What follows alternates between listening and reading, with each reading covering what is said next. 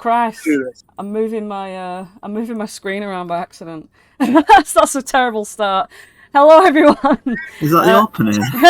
No, because I clicked something and then I started moving the Twitch stream around for some reason. So yeah, everyone got like a bit of a wobbly intro. But anyway, whatever. Here we are. Hello, everybody. Welcome back to Nat One. We're doing A While Beyond the Witchlight, and lo and behold, we are in Bavlona's cottage, as last sesh was a big, massive fight of Bavlona. It was, well, let's just say, it resulted in Aerith killing King Illig, who'd just become king, and who'd probably king for the shortest amount of time out of all of the bullywugs in Downfall, and became the new queen of Downfall during this entire fight. Also, bloody jeez Louise, well, Holland was the one running around Widdershins, making Bavlona really sneezy, and unable to cast spells until Flopsy decided to threaten her with the explosive, what's the word? The hooch distillery that she has at the sort of top left corner of her hut, and threatened to blow that up. So he called a big halt on the fight. Everyone stopped, and obviously she fucked off with plane shift and got right out of there. Not before Aerith did land a final, like, sort of hit on her, but she, you know, she weren't dead. She was majorly messed up. But yeah, anyway. Meanwhile, Archie had been attempting to follow this elf, this wood elf, into Bavlona's hut, bumped into her, noticed that she was in an extremely bad way, strangling this loneling, and then, yeah, followed Octavia, which is her name, through the house, into the kitchen. They were sensing that Octavia's lost her heart, and she was sensing that. They go into the meat locker, where there's a chest that's sort of surrounded with ice, opened it up, and lo and behold, inside there is Octavia's heart, beating very slowly, very cold, frosty. And at this point, Octavia had crouched down beside it, obviously opened it up and had a look, and started to put a hand towards it to touch it. And as soon as her finger sort of presses against the fleshy, like, organ, it just vanishes, and you see her double over, like she's gonna be sick, like something's hit her right square in the chest, and she holds on to her chest, looks up at you a bit green, her eyes sort of watering a little bit as though she's about to throw up, and it gets worse, like, oh. I think I can cast Lesser Restoration, so I cast Lesser Restoration. Okay. When you cast Lesser Restoration, just let me see here. Oh, crikey, hang on. Yeah, when you cast Lesser Restoration, she sort of, like, swallows a little bit and attempts to steady herself. But then this huge lurch just comes over her, and she just, like, bleh, and out of her mouth falls this horrible, like, black, thick, like, mound of flesh, and it splats against the floor, like, darting what looks like inky black sort of flesh all over the ground in, like, a big splat. And she, like, wipes her mouth, and she looks horrified, and she's like, oh my god, what's that? And you can see it's, like, pulsing and sort of, like, moving like a heartbeat would, but it's almost like, it's, like, very weird how it moves. It's like it's an entity on itself, you know? Are you okay? I don't know. I think so? She, like, feels her body, and, like, you can see her mouth sort of moving and, like, a tongue feeling around for, like, tastes in her mouth. I think whatever was in me is out of me now. And she looks down at the thing on the ground. Upon further inspection, yeah. Oh, there you go. No, yeah, I was gonna say, as you, like, sort of lean down to look at it, it appears to be like a shape of a black heart, but as it splattered, it sort of, like, moved, like, and splayed out against the ground with its very jelly-ish texture. And from it, you see these, like, sort of almost like floating ash or spores gently, like particles gently rising from it and then disappearing into the air. They only rise about like an inch off it and then disappear. Well, are you sentimental over that thing? No. Why would I be? It's not mine. I'll step on it. Try and crush it with my foot.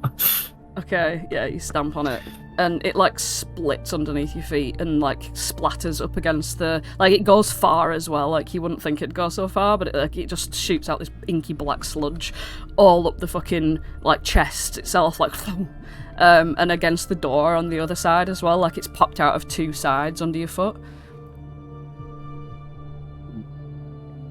She looks down at it, disgusted. Yuck. I can't believe I was in my body.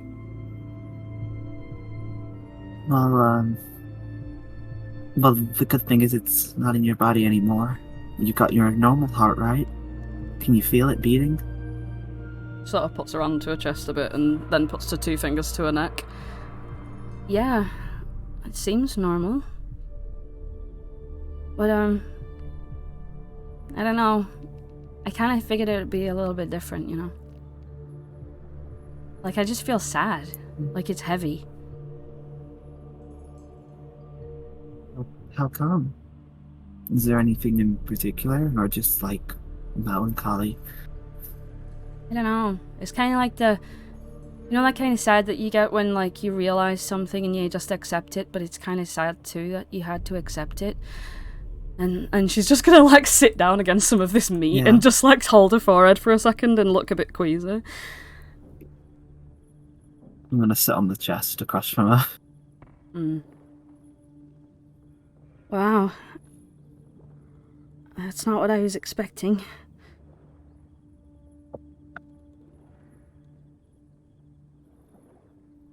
What were you expecting? I don't know. I kind of figured, like, you know, like pictures and stuff would come into my head, or like memories, and like, I don't know. It just feels the same but sadder.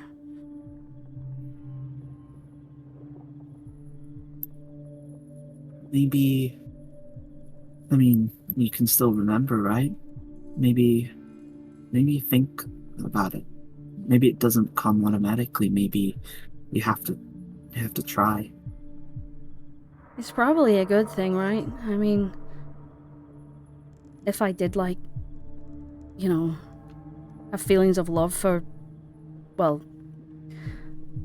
let's just call her just her for now. Then I don't know, I guess that'd be like a step backwards, so maybe it's a good thing.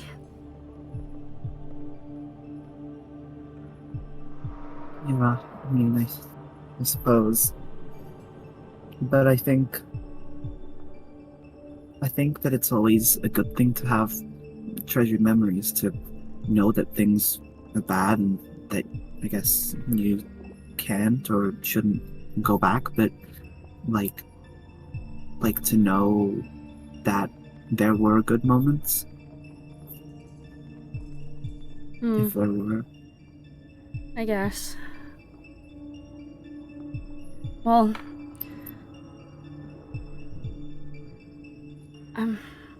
I don't know about you, but she like sort of stands up and like sort of straightens herself up. She like she takes the bow that she was holding and just like sort of straps it behind her, like under her arm sort of thing. And she's like, yeah, I don't ever want to feel like I did before though again. And you know, if it wasn't for that hag, then I wouldn't, and maybe I would have been able to do this by myself, you know? And this is what you get when you make a deal with a hag like that. It's never a good thing, you know? That was in my body. You shouldn't beat yourself up about it. I mean, it happened. We all make mistakes. And you did overcome it. Well, I mean, you know, I guess we were doing stuff outside, but I mean, I was only able to see you because of my eyes. I'm pretty good at seeing things. I don't think you would have had any trouble.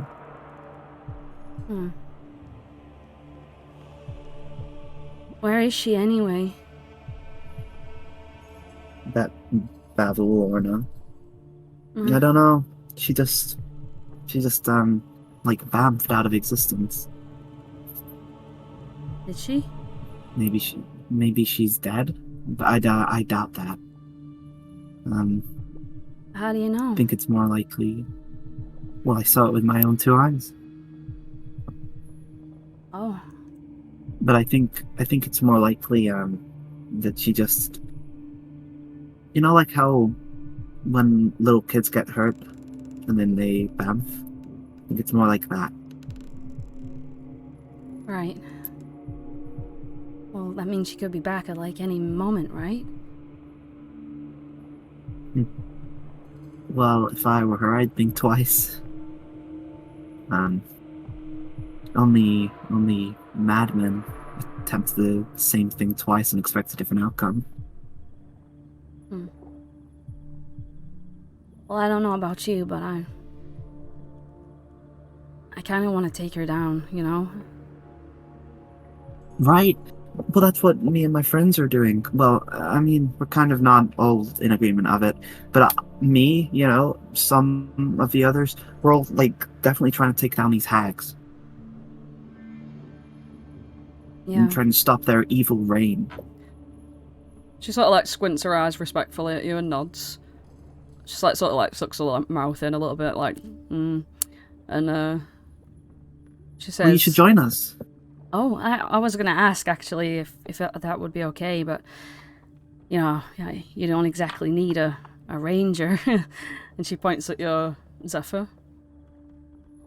What do you mean? Of course we need a ranger. I'm a ranger. If we didn't need a ranger, we wouldn't need me.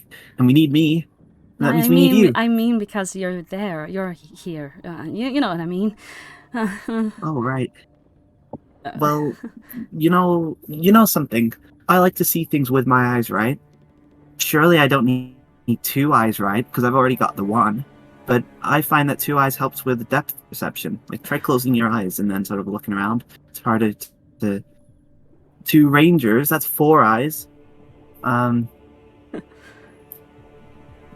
She smiles and she says, yeah, I like that, Like, yeah, it's like a perception thing or a perspective thing. Like, you might think something, I might think something else. Who knows? Exactly. Okay. We might not have the same opinions about everything.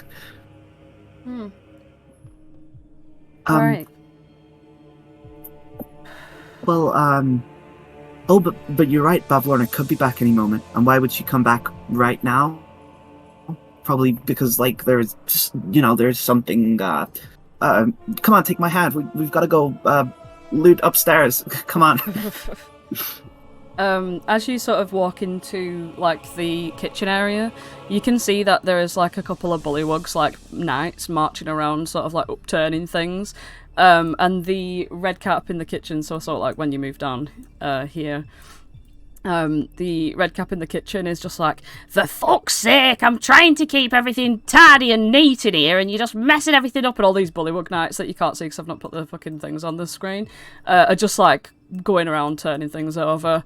You make it into this main area where you see another bullywug knight sort of placing potions into a bag, and Aerith, this is your sort of like command for these bullywugs to empty out the first 2 floors of Bavlorna, well, to empty out Bavlorna's cottage, and from the first 2 floors you receive a potion of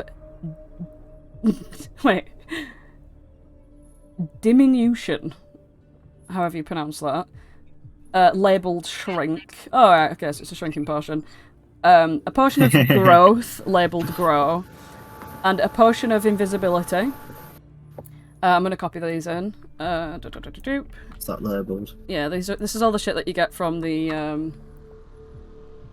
There you go. You also find dust of sneezing and choking. And then the rest of the shit is... stuff like, because obviously Archie's got all the fucking trinkets. The last bits of shit are these things, like ingredients, and also just... Basically, this is from the kitchen. When they're raiding the kitchen, they get shit like pig snouts, toads, small birds, onions, mushrooms, and other cooking ingredients. And that's from the store cupboard where Archie found the campestry, which says me. Awesome. What were you Aerith's saying, going to Jason? take all of those. Alright, so you can take all of those. While Archie and Octavia make their way up the stairs, the only place that you haven't really explored yet, and you end up... I'm just going to place you on the map where you will be. Let me just see here. Yes, as you look up this staircase, Octavia's behind you. She's not actually in the room. She's behind you on the staircase. As you look up these stairs, you see it's extremely dark up there, like a dark, creaky, wooden, sort of rotted attic. But there seems to be a flickering, like sort of white light coming from the right-hand side of the staircase itself. The staircase would have like panelled banisters, like sort of next to it, as it rises up into the room. It's not. It doesn't.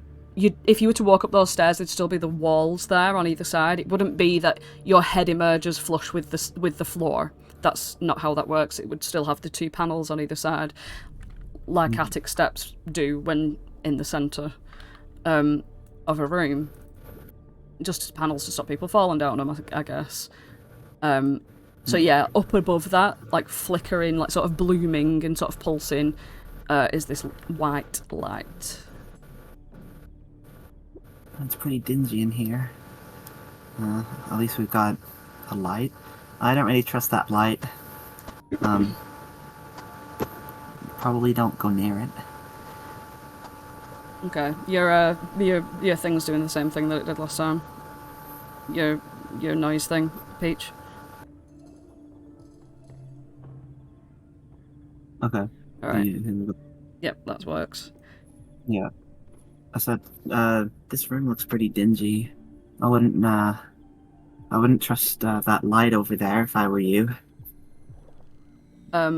She says, I know, it might be like a wisp or something. Have you ever seen one of those? Yeah. I mean, I probably. I don't remember the last time I saw one, but, you know, I've certainly heard about them from, well, anyway, let's have a look around, shall we? Do you want to take the left side or the right side? I mean, the northern side or the southern side? She just follows behind you as you enter. These things aren't visible here, so I don't know why they do that. That's annoying. Yeah, I've been acting as if they were. Yeah, good. But in the places where you did see those things, you see very strange plants that are sort of like growing between the floorboards and stuff, sort of represented by that green graphic. And yeah, so this ball of light sort of bobs around the rafters on the right-hand side, sort of casting like shadows around, in which the owner's messy habits are on full display. Rumpled and mouldering rugs share floor space with food scraps, stacks of dirty dishes and tipped-over clay pots whose plants have long since died. Which are those plants? A bed occupies one corner of the room. It has a pile of straw instead of a mattress. And in the opposite corner stands a squat chest of drawers with a watering can resting atop it. And the only other furnishing of note is a stocky wooden chest with a sturdy padlock, which sits in a corner between two closed doors, which is over here. Well, if Flopsy could see this place, he'd have an aneurysm. But I spy, with my two iridescent eyes, something that looks like a chest. Well, I mean, I'm sure walking past this light certainly won't do much, harm. Just probably don't get too close to it, is my advice. As you sort of walk around it, it's up in the ceiling and the rafters, and it does sort of like follow around sort of this general area. No. Well, try not to die near it, I guess. I'm gonna try and open this chest. Okay. As soon as you crouch down and put your hand on the chest, roll initiative. Bloody heck! I wonder. Oh, hang on, let me just take all this off. I've got that big long initiative on. Yeah, as the will-o-wisp immediately is going to sort of fly down. It doesn't have a surprise round on you because you were watching it and you were aware that it was there. Let me just see here. Who could have predicted that? Yeah, she's going to also be in there as well. Oh, why didn't I just roll initiative for her like an idiot?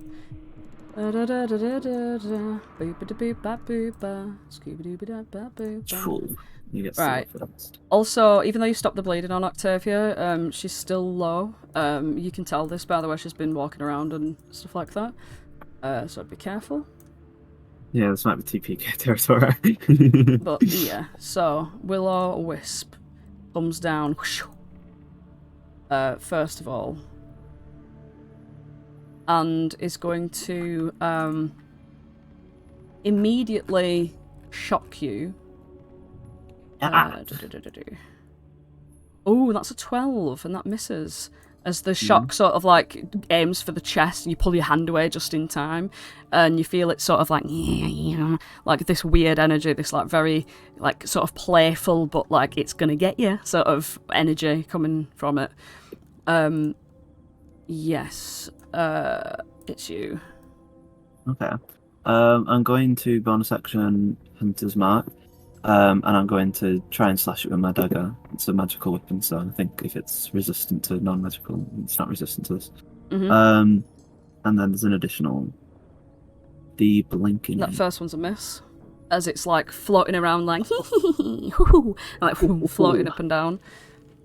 Well, good thing I've got multi-attack. Hey, that's also a miss. It's also a miss, yeah. It's really taking the piss out of you now. You can feel its malevolent energy. It's very... sort of, what's the word? Like, chaotic evil. Nah, you're pretty malevolent and chaotic evil, you fool. And that's my turn. Alright, she is going to try to hit it with a longbow attack. Oh, that's 21. She gets it. Hits it for, let's see here. Hits it for 9. Woohoo. Yeah, that's not... It doesn't do much for it. Like, it's almost like the... as the arrow releases and, like, flies straight and true into its, like, centre, it, like, frazzles a bit, like... And then, like, the arrow, like, flops down on the ground. Yeah.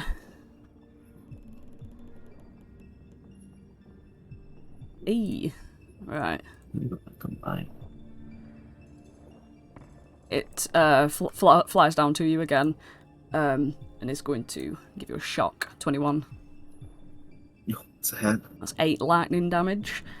4. As it just fries through your entire body, like... you feel like a sudden, like, gravitational, like, pull on your feet as well. Like, it's really grounded you, like... Doof. You know what I mean? Like, wow, that were a bit, like... sharp. The lightning damage. Want more of those. I'll die. Gosh, right. Well, I do not relent. I've still got my Hunter's Mark on him. So, that's a miss. Yep. Boom, that's a hit! That's a hit. Thank God for that.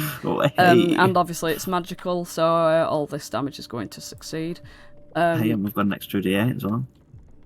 Yeah, let's have it. I think actually it's a D6. So roll a D6. Yeah.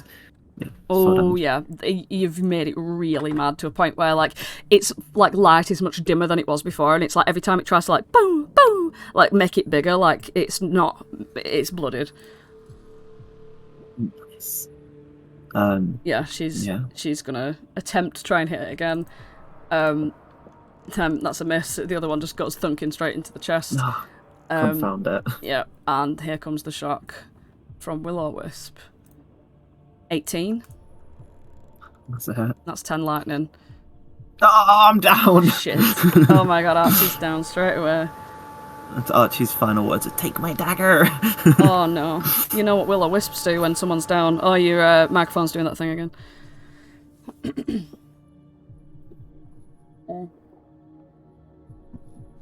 So.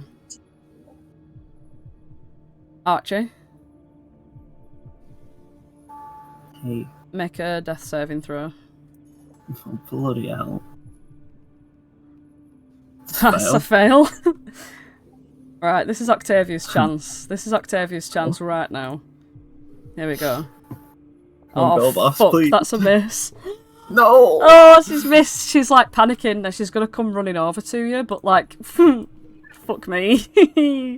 Oh my god. Jenna, I might have. This seems a little plausible. Mm-hmm. My bullywog searching downstairs. They had to have heard something like conflict coming from upstairs, right?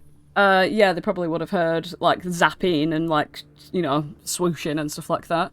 The guy who was in the room collecting the potions in the main living room area, he saw them go upstairs. So yeah, at this point you could say that they've come down with all the stuff, given you the stuff, and informed you of what's going on in there. I would probably Archie and them. I would have looked at like 2 or 3 of them and been like, "Can you guys go up there and make sure they're okay, please?" I'm still in summer era, so it probably would have been like, "All right, fuckheads, get up there and make sure Archie's okay." All right, okay. All right. Let's see here. Okay. Okay. Would you roll me a persuasion check just to see how swiftly they can get up there? Yeah. This check is purely just to determine their speed at which they rush up there. Since I'm summer, can I use intimidation? You can. It's still a charisma thing. Ooh, okay. So in that case, because it's under 10, I'll rule that they get in, not on this round, the one after. Is that fair? Yeah, that's fine. Okay. Just something to give them a chance. Alright, so not on this round. It'll be the one after. Here comes the Will-O-Wisp has a bonus action. This bonus action, let's see here, is called Consume Life. Oh my god. Make a Constitution saving throw, please, Archie. 18, that's fantastic. As it like lowers down towards your body, your like eyes are blinking in and out of fucking like life right now, and you can see it like enter your like chest, and it starts to try and pull something, and then it like, as if you've let go suddenly, it like flies away a little bit, you know, like really fast, like ugh, like it's gone out of you. It's you, make a death save. Don't roll on that one. Oh, that's a success. That's a success. Fantastic.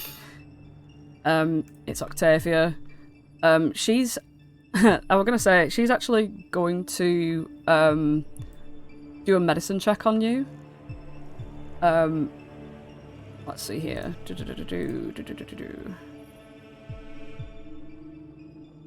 Oh, that's a nat 20. That's a nat 20. Right, literally, yeah. As it flies away from you, yeah, obviously I had to give this round as a chance for them to do it themselves as well. But yeah, as she like immediately she's like looking over you, like the way that you've been shocked, and like sort of the way that your body's been burned a little bit and stuff like that.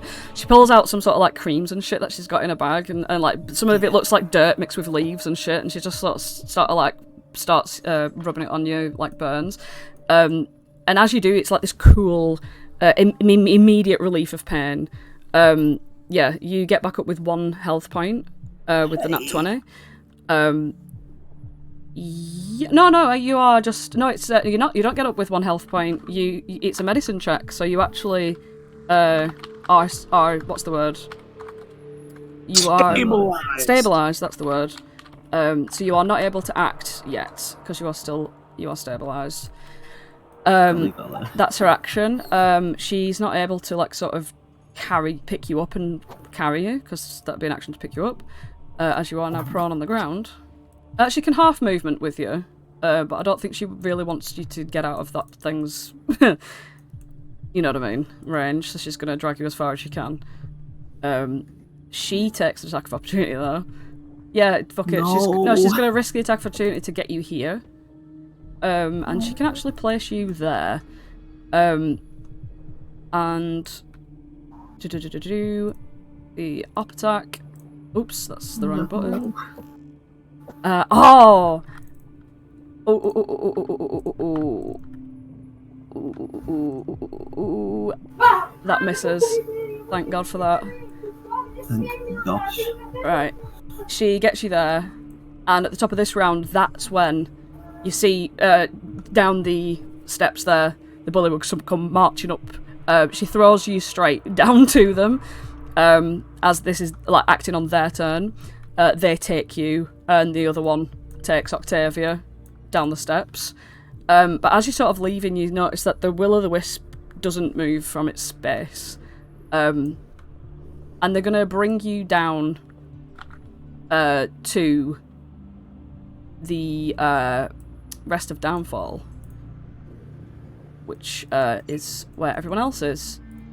Oh yeah, and the moment that I see that Archie is like injured, I'm gonna give Flopsy another hug and be like, all right, I gotta go deal with some dumbass upstairs. 'Cause I don't know what's up there, but yeah. Is Archie visible to Flopsy as well? Right. I should have. That was presumptuous of me. I don't even think they got down here. I apologize. No, it's just if you've seen that Archie's injured, Flopsy would probably come along too. Meanwhile, right, so you guys are down here. Holland's kind of like mostly with Ooglay and Clapperclaw down here. Aerith, you are standing. Obviously, they're not there because they're the ones that have gone up and sorted it out. So yeah, Aerith and Flopsy, you're standing there and you see creaking down the stairs a Bullywug Knight carrying Archie, and the rest sort of accompanying Octavia as she stumbles sort of down. Archie is completely passed out. Yeah. One of the Bullywugs sort of swims across with her. Flopsy, I've got to go deal with some undesirable assholes upstairs. If you want to come with, you can. Well, I'd rather see that Archie is okay first. Do you think it's wise to go in there on your own after Archie's coming out like this? I'd think as soon as you see when Archie gets brought to the shoreline of this swamp, I think your concern would kick in and you would turn to Autumn. Yeah. Yeah. Like she's literally like down. Well, stable but down. Flopsy's going to run over, put his paws on Archie's face, and just do a little, come on, you're going to be fine. And I'm going to cast Cure Wounds at 3rd level. Nice.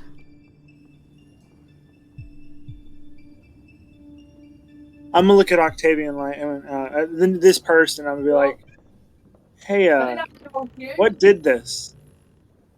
It was a wisp. I don't know if you've ever seen one before, but Octavia, you saved my life. oh, I said, not looking at Flops.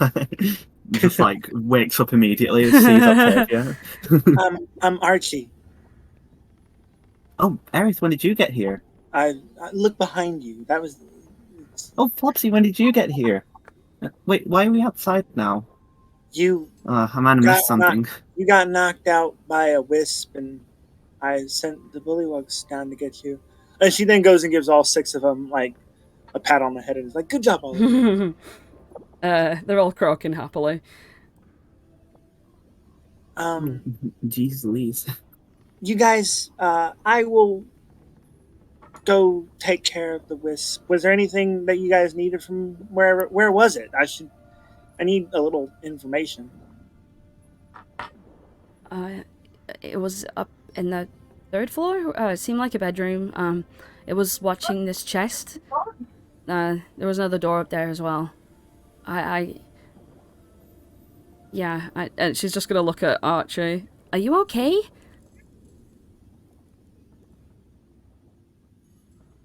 Oh, that's fucking muted. I've never been better. Well, I mean, I have been better before, but I mean, just like Yeah. I mean, it got you real good. I mean, you should be careful. She says to Aerith. Oh, is this these your friends? Oh yeah, this is Aerith, this is Flopsy, and this is looks around for Holland. Oh, Holland's over there. Meanwhile, Holland, you've been standing with Ooglay and Clapperclaw. What have you been doing? Yeah, Holland's been blissfully unaware of all of this because he's had his back turned to like Bavlona's house as he dramatically recreates the fight from last session for his audience of Ooglay and Clapperclaw. And Clapperclaw, when you explain the explosion part, Clapperclaw like puts his flame painted claws together and like whooshes them out like to sort of like accentuate your storytelling. And it was crazy. I almost had her. I could have got her, but then she like disappeared. What a coward! I'm so annoyed about that. She is a coward, and I know that you could have beat her up any day, any time, any place. Yeah, is that right, Ooglay? Yes. Yeah. What's interesting is Clapperclaw can't hear what Ooglay says, but Holland can. So Clapperclaw just looks at him, just like, "All right." Yeah. So we're all in agreement. Well, of course, I would have put my bets right on you if this was like a betting game. Well, it's like it could be. I'll bet you your next leg of ham that I find Bavlorna and I give her a big ol' whack on her stupid little head. Well, does that mean if I lose, I gotta find my own ham to give to you? Mm-hmm. I don't think I've ever given away a ham. But anyway, around about this point, you see like Archie's getting like swam up to the shore. Because like Clapperclaw's gonna like point it out and be like, "Oh look, something's going on. I think. Wait, is Archie hurt?" And that's when he's gonna draw your attention to the situation. Okay, I'll sauce on over. Sauce. Still very popped up from the. Yeah. Ooglay follows you in a very strutting way as well. Like he doesn't express that much, but he's a bit taller than usual. He struts up behind you. Hey guys, everything okay? Yeah, I'm just gonna go take my. What's your 6 names? I'm sorry, I never asked. They all each tell you their names. I then proceed to call all of them. Yeah, you can call them whatever they're called. We got Corp, Glorp, Blorp, Slorp, and Morp. Yeah. I'm gonna take all of them. Okay. All right. I'm gonna go handle something upstairs. Jen gives Holland a little pat on the head and Archie a hug and holds out a hand for Flopsy to high five. Okay. All right. So you disappear to do that, and as you do, Octavia sort of grabs your arm and she's like, "No, I'm serious. You got to be real careful. I know that you've got those guys, but like, you don't, if you get stuck up there, maybe you could like shout out of the window or something." Yeah. And she squeezes Octavia's arm. All right. Aerith, are your weapons like magic? I feel like that would probably help. Yeah. Do you have something? Oh well, I mean, if you don't have any magic weapons, Jason, just to remind you that your main weapon is magic. Oh yeah, yeah. It literally teleports in and out of different weapons. That's the point. It's a fucking magic weapon, Jason. Well, yeah, I have a season's greetings here. Will do the job. Oh yeah, I forgot that it did that thing. It's literally like Aerith's main thing. Whoops. Yeah, season's greetings is magical. I'll be all right. And then like struts off. Well, before you go, Aerith, is it just one wisp up there, Archie? That's what I saw. I only spied with my 2 little eyes. Well, something glowing. We've all just been through a massive fight with Bavlorna, and if it was able to do that to Archie, do you not think all of us should go up, or at least some of us, Aerith? I didn't really get hit very much. Out of character, I have 58 out of 70 health points. Don't say that. I'm sorry. I'm sorry. No, I'm out sorry. of character shit. Well, In character. you don't look very bloody, I guess. Message us if anything goes even slightly wrong. Oh, But do you not think we could just, like, you know, have a little nap and then do it? Like, together?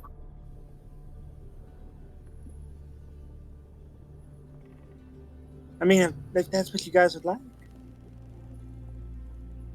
I like the sound of having a bit of a nap and getting back to strength, but does anyone get the sickly feeling that Bavlorna might try to come back at some point?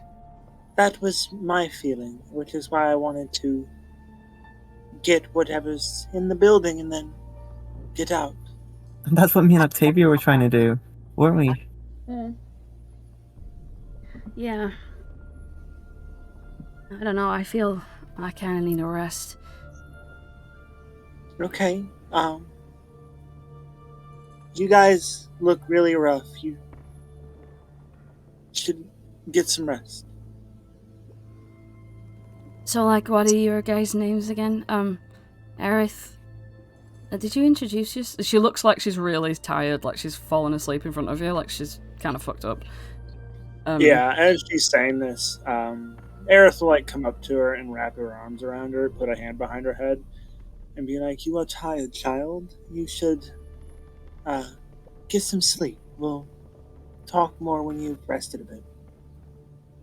Alright, you have rested in Downfall before, everyone except Aerith, obviously.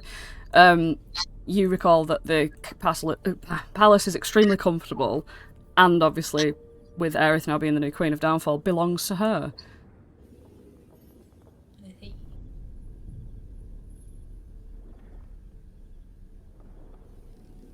Can we stay in the palace again? Aerith kind of cocks her head to the side and scratches her chin. She's like, "I don't see why not. I did kill the previous king, so I suppose the castle's now mine, isn't it?" Oh, yeah. Wait, what? Sorry, what? You're a queen? Oh, yeah. That weird, creepy, I think his name was... he said his name a lot. He was like, "I'm Queen Illig, King Illig of the Bullywog," and he kept trying to mate with Archie or something. I don't think so. I was upstairs for all of that. I put a sword in him and he died, and now all the Bullywogs answer to me, their new queen. So. Oh, that's so cool. Well, hopefully they're, like, not evil anymore. Well, they were never evil, but, you know, they're always killing their kings, so, like, hopefully that doesn't... I'm sure it'll be fine. Well, you know, those were kings, and I'm a queen, so I think they'll find they'll have a lot harder time. Yas, queen. She winks at Holland. Well, she raises an eyebrow.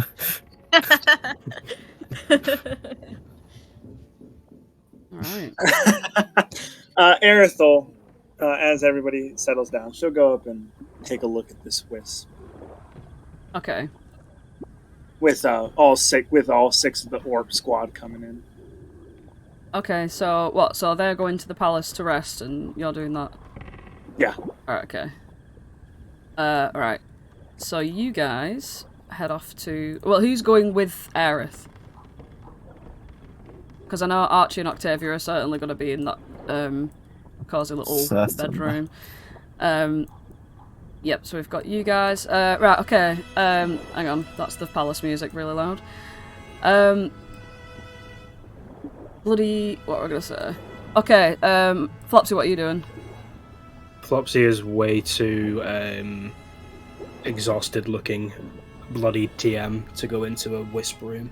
So Okay. Flopsy will go and rest as well. Alright, Flopsy. Holland, what are you doing? Yeah, the adrenaline come down has finally hit Holland like a truck, so like when Flopsy turns around to get him, he's like already flopped down against like Ooglay, Yeah, like nice. napping on him as a pillow. So you go into the palace? Yeah, spiritually. Nice. Just for flavour, he's on Ooglay. Yeah. Ooglay just sort of like gathers you up onto his back and you trundle down. You can bring the carriage and shit with you. Like, I just presume that wherever Ooglay is, the carriage is. And you and Clopperclaw go in there. Are you bringing Ooglay into the palace, or are you going to leave him outside? He can come in. Alright. He's not gonna be in. He comes in. And yeah, Clopperclaw's going to like go in here and see that Flopsy's got this room. He's like, oh, I really want this room. Can I have this room, Flopsy? I suppose so, yes. You can swap if you like. All Would right. you like any company in the room, or Well, is this Clapperclaw's domain now? well, considering like we're princes and stuff, like, you know, I want to have my own like quarters and that, you know, like this is my room forever now, isn't it? You know? Oh, very well, as it should be. Flopsy's going to bow to Clapperclaw. Yeah, he like pushes past like with this air of like elegant, hey, and like tilting his head like right and left. And as he gets to, like, he glances over to this window and he's like, whoa! And he like looks through it and he's like, I can see those crocodiles down here. Are they our pets too? Yes, they'll make sure that nothing bad comes to get you in the night. He puts his hand like through the window and he's like going, like. The crocodile sort of like turns its head up and like its nostrils float through the water and it just like sneezes like and then like sails out with its long tail following it. That was it saying hello to you, Clapperclaw. Well, it didn't much look like that. It looked like it didn't like me very much. Oh well, I'll just have to train him. Have you got any meat up your sleeve? I forgot to pack my sleeve meat today. I'm sure we can find some somewhere in the palace, though. Sleeve meat. Alright. So whilst you guys essentially take a long rest, if that's what you want to do, you're not going to do much else. You can, you know, find some sleeve meat in the palace and help Clapperclaw train the crocodiles or whatever, but essentially you're down for 8 hours. If that's what you want to do. If you're not taking a long rest, then let me know. But meanwhile, Aerith and the Bullywug Knights. I'd say that the Bullywug Knights go up to that room, and in its sort of like what's the word? In its what am I doing here? But these people aren't the right thing. Let's go. Yeah, Aerith, you. Where are you?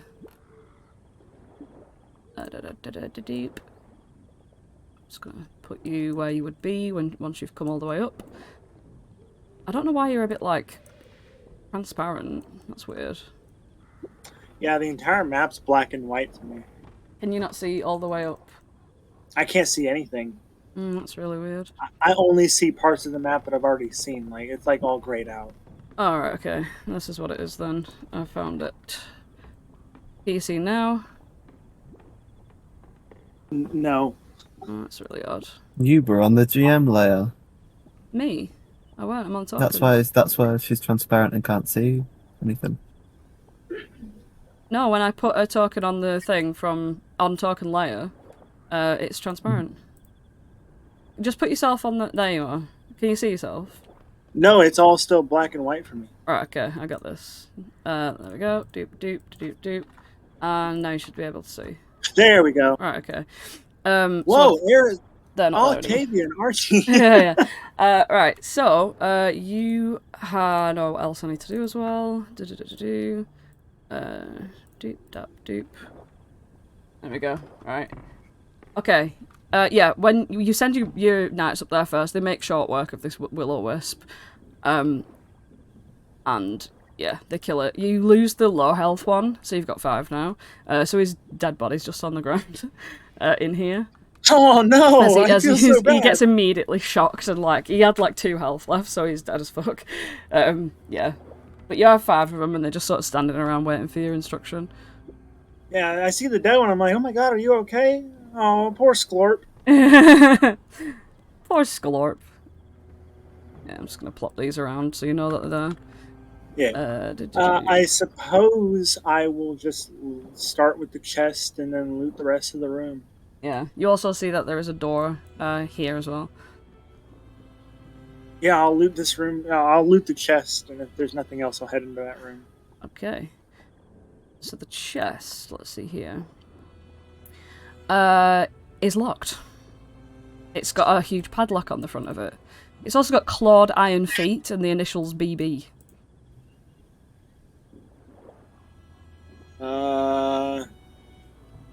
Hey everybody, search around and see if you guys find a key.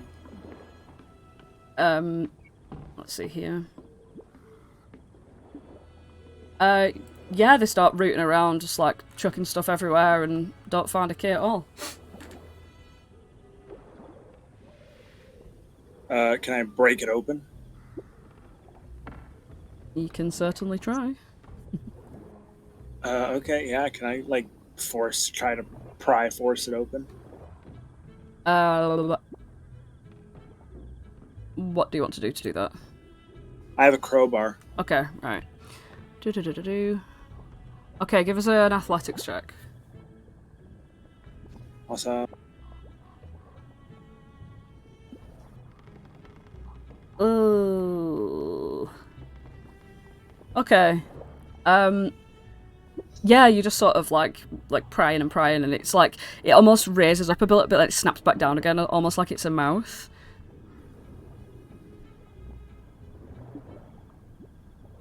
You get the impression from this that if you do this wrong, it could possibly attack you. But if it was dead, do I get the impression that if it was dead, I could just open it and take what's inside? Yeah. I stab it with my sword. Alright, let's go. You've got advantage because it's a fucking chest. It's just sat there. Yeah. Yeah.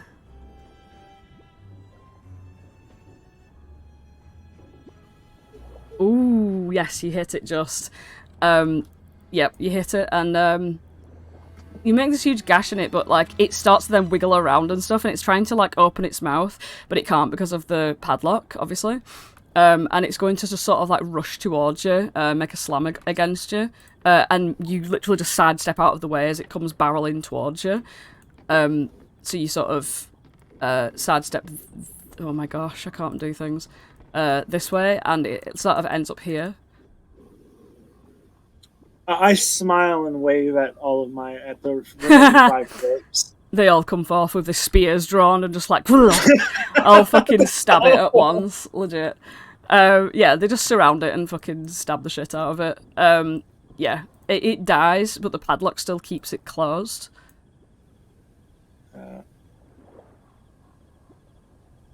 So, does it look like a flesh chest, or is it made of wood? It's made of wood. This is not a mimic.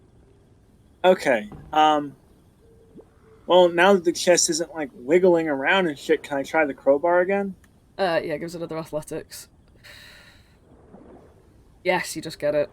Yep, you whack it in there and pop it open, and inside you find these things.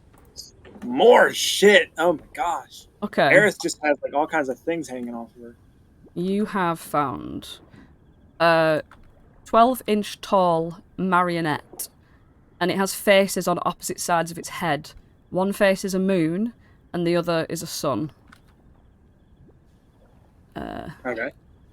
That's that. You also find an unpunched ticket from the Witchlight Carnival, and the ticket is signed by Isolde. Oh. You see her handwriting on there, and you recognise the handwriting. It's very similar to the poem. Is that the one that wasn't Zabilna, or the one that that wasn't Zabilna? Oh. The poem was addressed to Zabilna, and there was different handwriting in much more elegant sort of cursive, written at the very bottom, very different writing that said, "You are good, my love."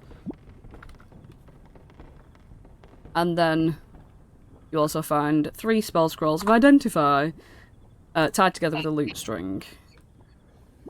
Sweet. Mm-hmm. Alright, unpunched ticket, cool. Yeah. And when you go into this room here, you see a dead loinling on the ground. You have no idea how it could have died. It's just like stiff and its legs in the air. But obviously something's killed this thing in this room. But as for the objects that you found in here, yeah, basically it's like a... Literally, it looks like a hoarder's next door sort of like thing where like there's so much shit in here, like discarded blankets, quilts, cushions, clothes, loads of different shapes and sizes. Like some clothes that have been like made up to fit like her large frog-like body and stuff, just all tossed in here. There's like dolls, toys, jewelry boxes, flower vases, loads of shit. And among the heaps of junk are a few oddities, which I will now tell you about. Hooray! Okay. First of all, you find 2 wands. You're not sure what they do. You find an orb that has N, S, W and E on each of its sort of, I don't want to say corners, but sides, and then inside it is like a metal, like gold, let me just think of this, like a gold pointer that spins in the centre of the glass orb, but it can't seem to point north as you presume it was a compass. It's just spinning around in all different directions. So that's the orb of direction. You find a doll as well, which when you pick it up it goes, "I want some candy."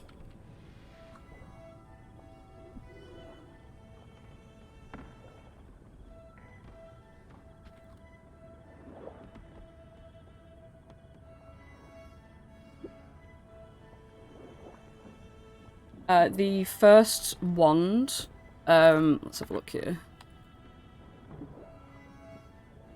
The first wand is sort of dark in colour, like sort of like a ashen sort of wood, and it has like sad faces drawn all over it, like sort of angry mouths and like eyes that are crumpled and stuff. And the second wand has got like a twisted handle to it, which is like two long pieces of wood that twist around the hollow centre, within which is like a tiny little diamond sort of in its handle. Can I use 2 of those identify scrolls? Yeah, you can. So the first one, the dark one, is a wand of scowls. Which is what it does. Obviously you wouldn't know about the Honor 1 thing, what it does. Oh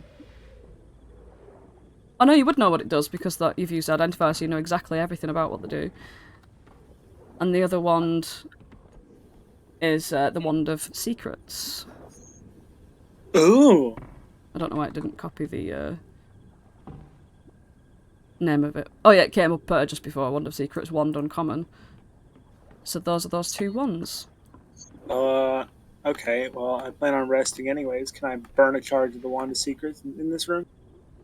You can, and unfortunately it doesn't lead to anything. Oh, okay. Yeah. Well, sorry. It's okay. I guess if there's nothing else, Aerith will head out and address everybody by name and tell them they did a good job and they're worth something. Affirmate them and then walk downstairs. Yeah. When you get to the bottom of the cottage, they all like sort of stand around like almost like they're asking to be dismissed. Yeah.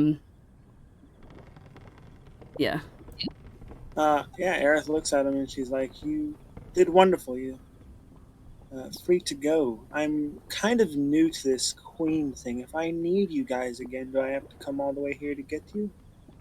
They sort of like look around and they just say, "Nope, we report to the palace every morning at 6 in the morning, and then we stand around and do our jobs. If you want us on patrol, if you want us to stand guard, whatever you want us to do, you set that job for us and we do it." Well, from now on, I would like all of you to spend 4 hours a day chopping this giant hut that we are currently in. I want you to bring it down to the ground, please.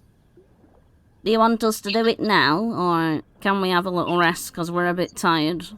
No, not now. Just, on the morn, bring it down. Excellent. And they all nod at you. And yeah, they all like give you a solemn, respectful nod and leave. They're just gonna piss off to like the barrack areas, wherever they are. I can't remember where they are, but whatever. And Aerith will head to the palace. Okay. I think they actually live right like here. You do have like a couple of the night shift workers on outside the castle and stuff, because there's always security going on at the palace. But yeah. Meanwhile, whilst Aerith was up there, are you guys just all going to sleep? Flopsy would have spent a bit of time with Clapperclaw, trying to keep him arm's distance away from the crocodiles, but feeding them nicely, but then he would have gone to sleep after that. Well, in that case, I'd say that at least you are probably still up when Aerith gets back, because it wasn't that long that she was gone for. Who thinks they'd still be up when Aerith gets back? Alright, Aerith, you walk in, and Holland's asleep on Ooglay, in the centre of this room. And you can see that this sort of area here has a door which is closed, and you can hear Flopsy and Clapperclaw talking in this side. What are they saying exactly? What's the conversation I walk into? Eavesdrop them. No, what do I hear as I'm coming in? I promise you, they are friendly, Clapperclaw, but you can't go sticking your hand too close to them. Just stuff like that. If I'm going to do that, then I need to have some meat in my hand, you know? Then, yeah, he's, that's just... I'd say throw the meat rather than having the meat on your hand, because they might get confused. What's going on here? Oh, Aerith, you're back. I was just showing Clapperclaw the protective crocodiles that you have at your palace. We want to make friends with them, but we don't want to get too close to them now, do we, Clapperclaw? The crocodiles know that I'm, like, queen now, right? That was established? The crocodiles listen to the Bullywug Knights, because they're the ones that trained them, but yes, they are property of the palace. Okay, I'm gonna go out to, like, one of these guys out here and be like, excuse me. Yep. My queen. Yes, my wonderful, brave disciple. Can you come help me with something real quick? Of course, my queen. Anything for you.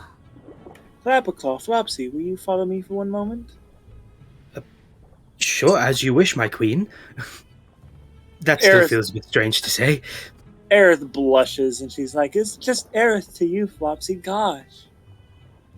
As you wish, my queen. He does this with a smile on his face, he's just ribbing you. Am I coming too? Yeah, I'm going to let you feed an alligator without any risk of having any bits chomped off. Okay. Alright. I'm basically going to tell the bullywog to relate to the gators that this is not food, and they are feeding him food, and not to eat Clapperclaw. Okay. You just hear him sort of like blah blah blah blah blah towards the crocodiles. The crocodiles look nonplussed whatsoever. They're just sort of like, oh, okay, if we're going to get fed, then sure, we'll float over here. This one here just sort of like opens his mouth really wide and like side eyes the other one, just like, nah, like as if he's going to get the first bit of meat.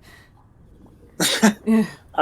That one, Aerith will ask for a piece of meat and toss it to the one over there. Yeah, and Clapperclaw feeds that one. There would obviously be like stores of food in the castle and things like that, so the bullywugs know where they are. They go grab some meat and you feed the crocodiles. Yeah, they're just sort of chomping down. Clapperclaw? That's amazing. Can I? Well, I don't know. We'll have to name them or something. You know, Crocodile 1, Crocodile 2. Oh no! I have names for these two. Like what? So she points to the one down here. That one's name is Suki, and this one's name is Grim. Suki and Grim. Grim. It's like grin, like when it's smiling, like a big crocodile grin. No, more like grim, as in things are extremely dire. Things are looking grim. Like a bad smile, like if you see a crocodile smile, you know that you're in trouble. I get it. Yeah, there you go. Yeah, he's just gonna nod and then yawn at the time. Well, anyway, I'm gonna go to bed now. Thank you very much, my queen. This is my room. You're not allowed to come in it. And he slams the door.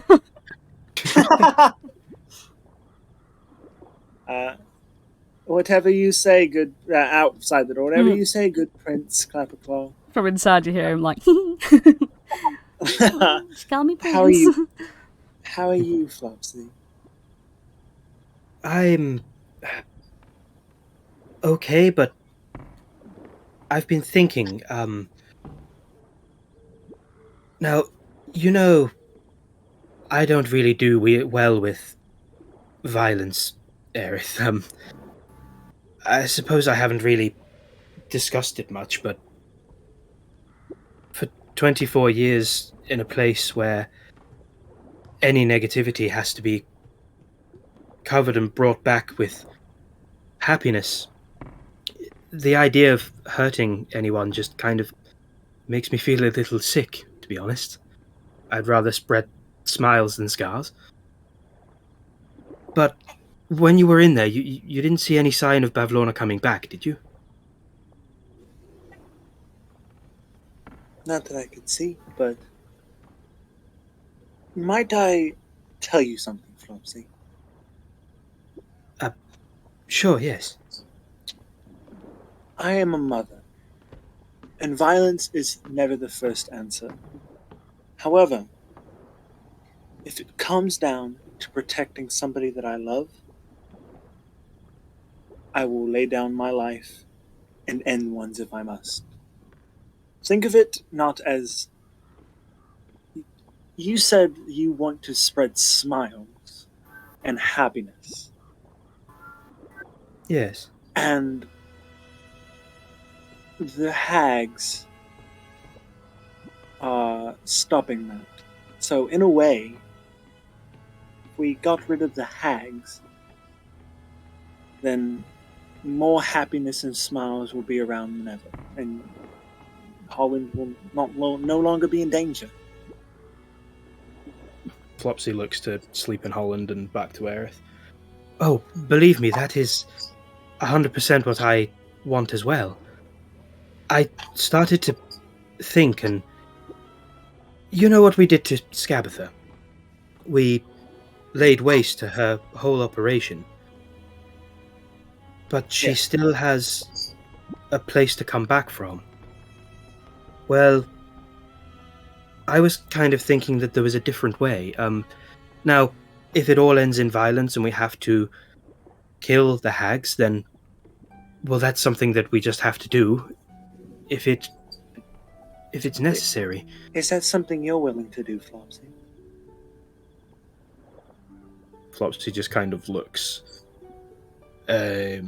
middle distance for a second, and then his eyes kind of snap back to where he was.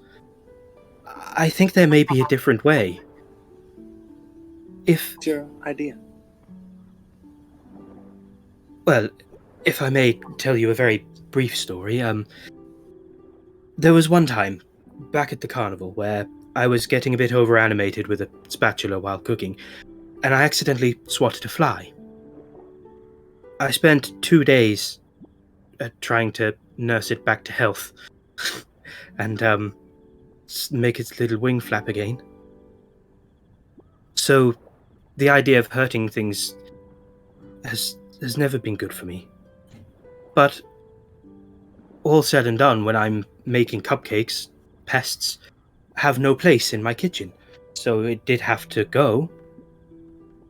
Maybe these hags could be shooed away. Bavlorna's already ran. If we give her no place to come back to, if we make it known that they have no place here, in Downfall, in Hither, in Thither, in Yon, we might not have to kill them, but we could shoo them away to their own pile of droppings where they can be happy, just like flies. Aerith looks like out a window for a second over to Suki and Grim, and has this very odd look on her face, and then smiles very softly and says, I don't know if I can let them go, Flopsy. They hurt so many children, people that I care about. And a mother must punish.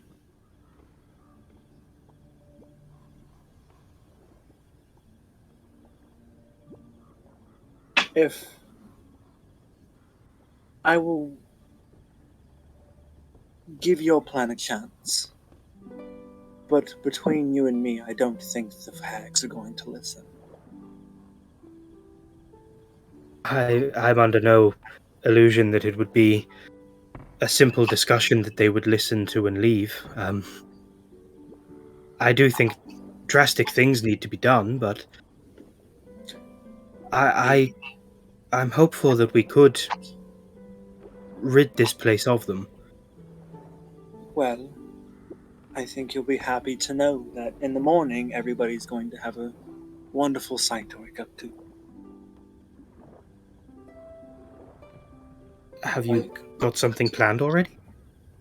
You see that? You see that hut out there? Bavlona's, yes. It will be in the lake by sunset tomorrow morning. Tomorrow.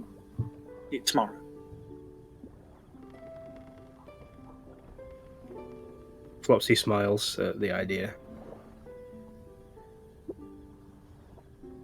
Okay.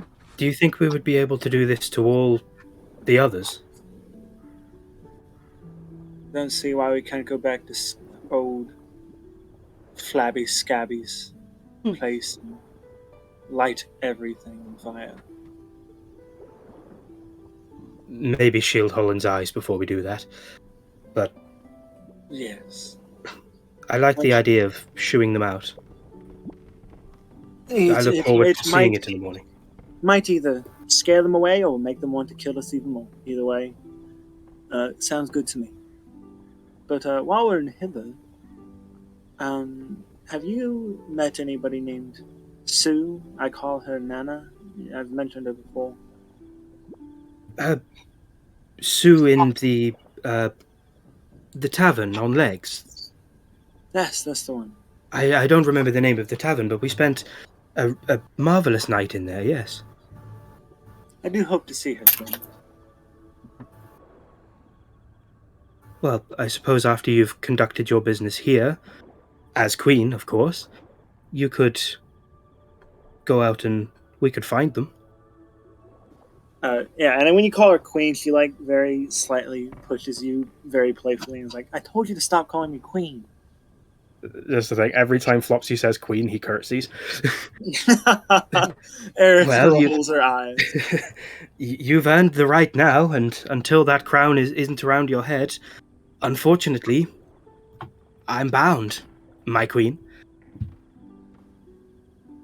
Alright, then as your queen, I demand you to go to bed. Very well. Thank you, your majesty. She gives you a kiss on the cheek and says, good night, Flopsy. You're a good dad. Flopsy smiles to himself, turns around 3 times in a circle, and goes to sleep. Okay, so you'll take a long rest in the palace. Octavia had literally gone straight to sleep. She's fucked, so she's very glad of the long rest. Yeah. But yeah. You do wake up, though, Archie, to find that she's not in the room. Until she sort of barges in, carrying a tray of weird cooked meats and weird long grass-like vegetables to the side of it. And she's like, alright, so I got hold of those knights and I was like, I'm friends with the queen, you need to find me some meat and stuff. So I thought I'd just make sure that you got enough energy for the day and all that, You made me breakfast in bed? Well, you don't need to be in bed if you don't want. You can come into the main area and, like, sit down with it.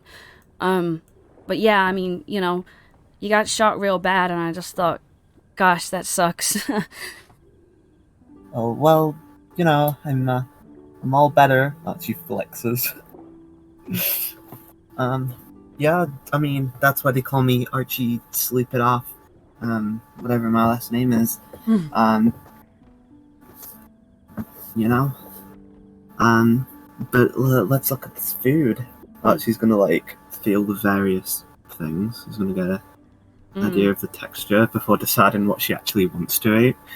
And then she, like, sets aside the stuff that she actually would eat and the stuff that she wouldn't. Yeah, and then she starts eating it very... she's got a system to it. Yeah. Anything grass-like, she's just sort of like, if you put any grass-like things to the side, she's just like scooping it up in her hands and just eating that. Yeah. Yeah. So, Go on. Do you cook often? Well, yeah, but usually, like, not in the kitchen. I know, right? Kitchens. Who needs them? Yeah. Nothing better than cooking, like, you know, like a deer over, like, a campfire. That's my favorite way to cook deer. Yeah, you can really get, like, the smoky flavor in there, you know? Right. I mean, what's a kitchen for? I mean, if you want to make fancy food that looks nice and all, but it tastes the same. Nice. Yeah, you two just sort of continue chatting about food and the favourite things. So yeah, meanwhile, everyone wakes up in the middle room. Clapperclaw, like, walks out of his door and is, like, yawning and stretching and plonks himself down.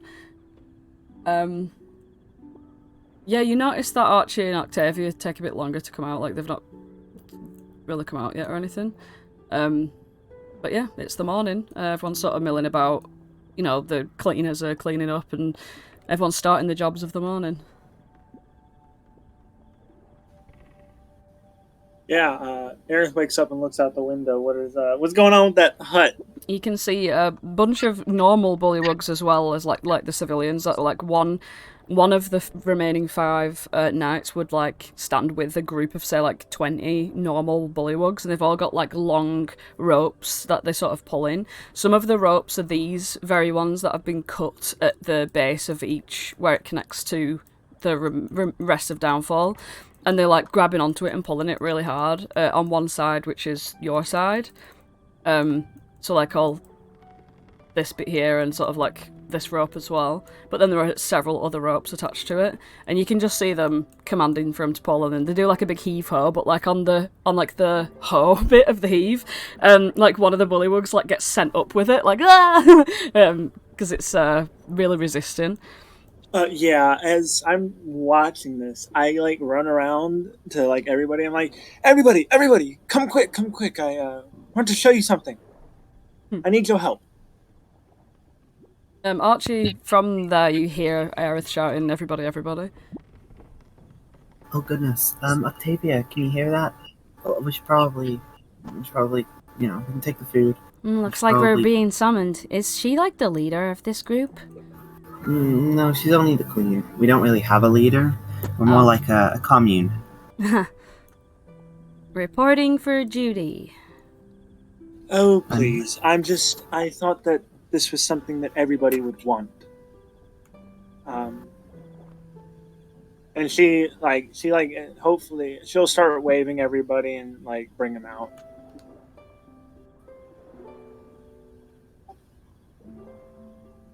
So you'll step out of the palace, and you look towards Bavlona's towering, rickety cottage. You see that the wooden stilts that sort of hold it up, where the wooden staircase is attached to it. You can see its like knees starting to buckle a little, and like the splinters at the joint as the wood sort of like cracks out of place. And its top wiggles a little, like sort of sways in the very foggy sort of weird haze of the swamp, and as it careens down, like tumbles the side walls all just fall. It like disperses clouds of fog as it splashes down into the water. A few bullywugs are like trying to swim out the way, like "Wah!" And the top half of it is like, so like the third floor and the second floor have like been completely pulled down, revealing the first floor still sort of up there, but sliding down into the like sort of water like this as it like bends in half. Just showing the direction that the Mavalona's cottage fell there on the map. Nice. There we go. I thought you guys would a very wise person. As soon as you say that, as you turn to speak, this tidal wave of fucking swamp water just like literally just flies over every single one of you, slapping your hair is immediately wet. Like whoosh. God, gross. Oh, I'm so sorry. And Aerith is laughing. You were talking when you said that. You probably got like, oh gosh, you probably drank some of that down.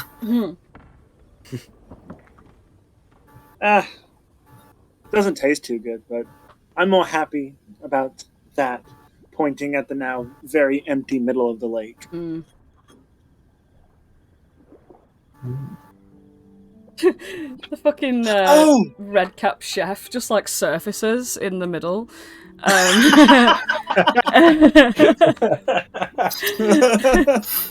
He's like woof, out of the water straight away. Like, oh, I've still got red on me. And he's like swimming around like, what's the meaning of this? Everybody, help him up! Help him up! He's just all the way over there. Like he's like floating around all of the stuff, and the rest of the bullywugs sort of surround him and lift him out. They're just gonna lift him off to like this area and sort him out. Whoa, what am I doing? They're just gonna bring him down here. Good. And they're gonna deal with him. Flopsy. Yes? That reminds me. You worked at the carnival. Me and Holland both did, yes. Perhaps you two might be able to help me with something? Sure. What is it you need, Your Majesty? Oh my God. And she rolls her eyes again, smiles at you. And she pulls out the unpunched ticket with the Isolde's writing on it. Do you recognize this handwriting? I certainly recognize the ticket. It's been a while since I've seen one. It's unpunched. You'd be able to get in with this. And the writing looks Archie, did you keep the notes that you found when you went through the Campestry ring? Oh, I don't know what you're talking about. I never saw anything like that. Or did I? That was me. You still have them? It's the same writing. And she like pulls out the blueprints for the carnival and the letter.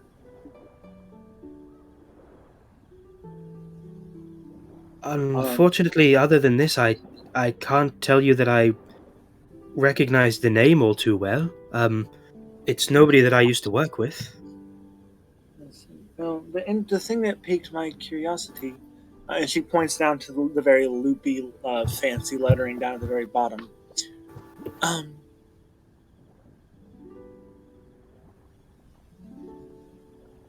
This is Zabilna's handwriting.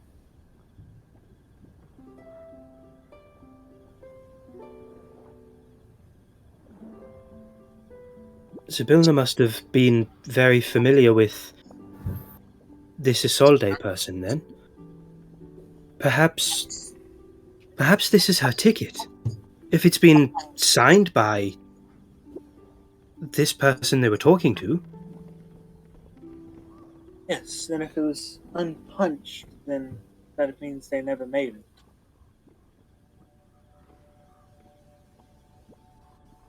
Well, the good thing about a ticket to the Witchlight Carnival is it never expires. you could make sure that she gets there. I'm going to hand the ticket back to Aerith. Flopsy, roll a history check. Okay.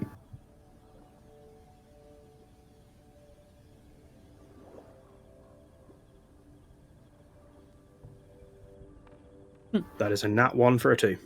Carry on. I mean, imagine this. If you met Sibylna, you could put this in her hand and reunite her with it. I mean, wait a minute, we all know it wasn't Bavlona's. Holland's seeing all this as well, so can Holland make me a history check too? As obviously, Aerith showing these items. Oh. Yeah, it's just shit from the carnival. I guess there's like a little bit of sadness to it though. I mean, she never went to the carnival. Normally, if you give someone a ticket to go see a play or something, you know, you don't wait a year for them on the off chance they show up. And if you've never seen whoever, you know, sent the ticket,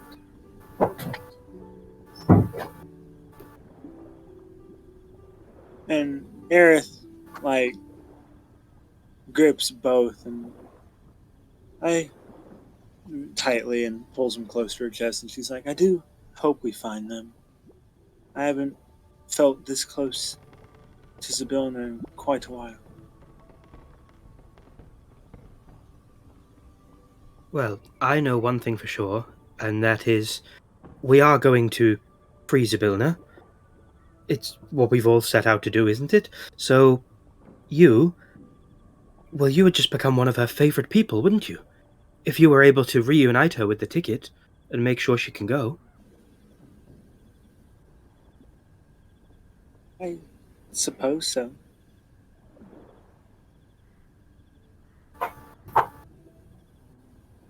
Well, where do we go from here? Well, that is a good question. Does anyone have any thoughts on where we should go? Aerith blushes very heavily and looks away, and she's like, I had one idea. Oh, what's your idea? Flopsy told me that you guys are familiar with the house that walks on legs. Oh yeah, I remember that. I told a joke there once. A joke? Can I hear the joke? Maybe some other time. Maybe if we go there, but it's quite a long joke. Oh, okay. Nana works there. And she owns it. Oh, really? Yeah. And you wanna go see her? It's been quite a minute. Well, sure. I'm pretty good at tracking things. And big footprints are pretty hard to miss. But if I want to be very clear, right? A lot happened with Bavlona and me becoming the Queen of Downfall, and I don't want you guys to treat me any differently. You are all my friends, right? And I'm not the boss of you. No, I never thought you were. Okay, I just wanted to make sure.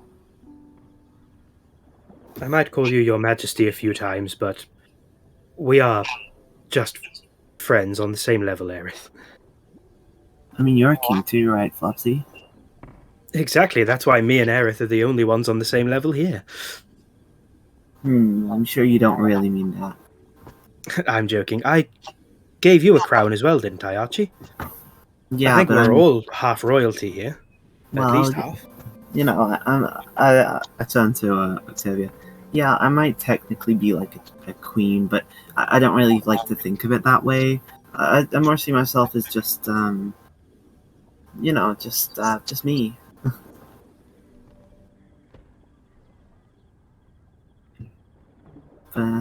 But anyway, So, where did we want to go? Then to the house with legs? Holland, do you have any ideas? Yeah, I forgot I was muted. Silly Holland.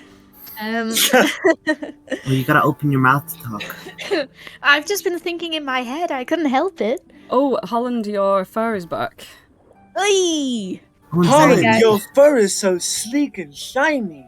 I was thinking really hard about growing out my fur again, and it happened, but that means I missed everything. No, I mean, it'd be kind of cool to see Agden again, now that, you know, we've scared away Bavlorna. Maybe you can start doing some good. It's Agden. Agden Longscarf. Friggin' Prince of Fismere, right? Well, not anymore. Now he's the nice guy of Niceland. Oh, not nice. Sounds like a nice guy. Well, I hope he's kept to it.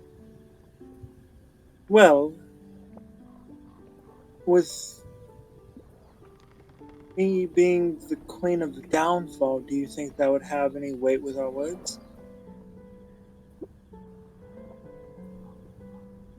Maybe. I mean, surely if he's a nice guy, it doesn't matter if you're queen. He might like you a little bit more, but he should like all of us, right? I think he's kind of done with being ruled, to be honest. Wouldn't you be if you had to work for Bavlorna? I don't want to rule him. I just want to... the way you talk about him, Holland, makes him seem important. Oh, just, like, I don't know, it'd be nice to see that someone like him could make it a brighter day.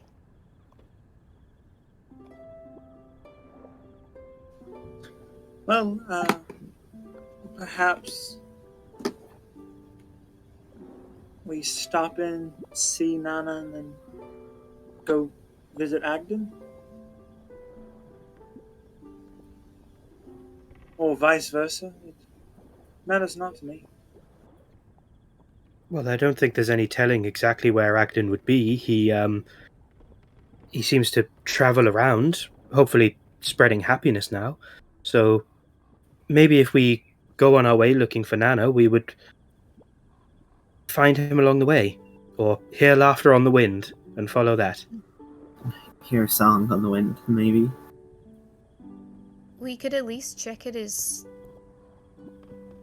house stump. I don't know. I didn't think much of the decor, but, like, he seemed to really like it.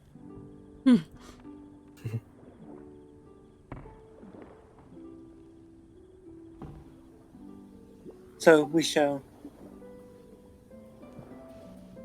We have. Well, I think, plan is we've brought down one hut. Now we go find a hut that walks. well, I think, if using my tracking brain, I think we're actually quite close to where Agden is, and we know, where that is. I think, we'll go there first, and then we'll try tracking down this walking house. And it walks about. It could be they're at the same place. Oh, that would be cool. It'd be pretty convenient.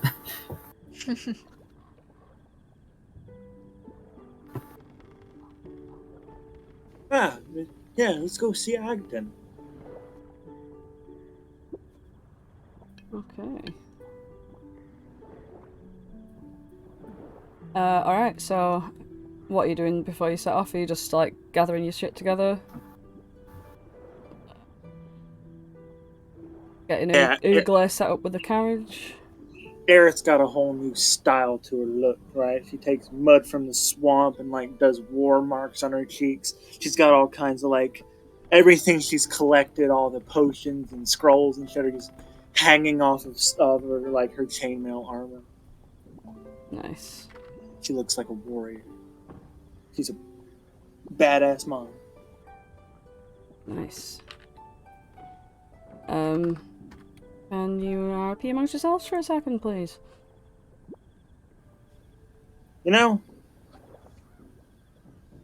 You never did tell me why that frog was so dead set on, like, interacting with you, Archie.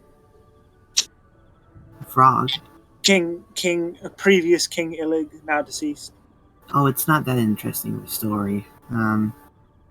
He wanted a revolution, and his catchphrase was, the resistance lives on. And that's it. That's the story.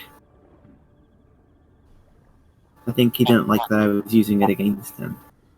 I see. Well, perhaps it'd be a good time to tell me that joke while we're walking. Oh, I don't know. I'd rather... Alright, okay. Like... So, as Archie tells the joke... She doesn't. Oh, she doesn't. Alright, I thought you were just avoiding it for the length of it. Okay, she doesn't. Octavia leans in there as you like travel along, and she's like, "I'd kind of like to hear the joke one day, but it sounds like pretty cool." But yes, you saw it all walking along. Ooglay's pulling the carriage. Holland, do you want to be riding on Ooglay, or do you want to be like at the reins? Because Clapper Claw can be at the reins if you're not. Yeah, I'll go sit with Ooglay. So you're on him. You're on his back. Yeah. Nice. Just rolling along. Yeah, the carriage is big enough to fit you all in there. And you go trundling along through the swampy waters. Now, along the way, you do hear, like, Ooglay sort of, like, grunting in a complainy sort of way. As you see, his feet are, like, getting really sluggy, like full of mud and, like, all messed up and stuff. And, like, the carriage has been, like, bumping along and water has been, like, flying up the side of the wheels and sort of spurting mud in your face every now and then, just like everyone. Like it's like dragging the fucking carriage through the place. There would be certain points where like the wheels get stuck up against like a deep sort of sludgy river and you'd have to like push it out and stuff.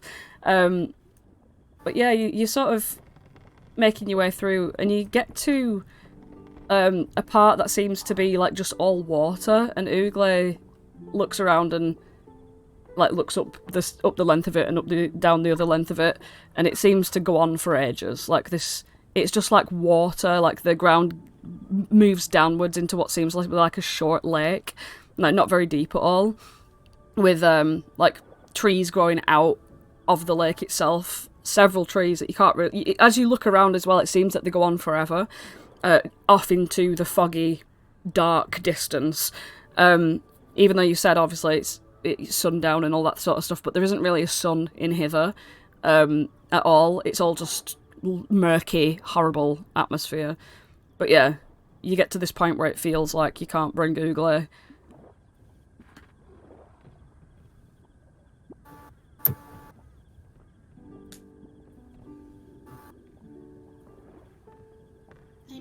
We could leave the cart. I feel bad leaving Ooglay on his own.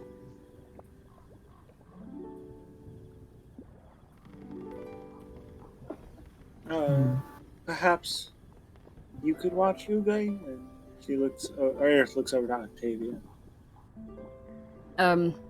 She just like looks like as if she's being addressed. Like, whoa.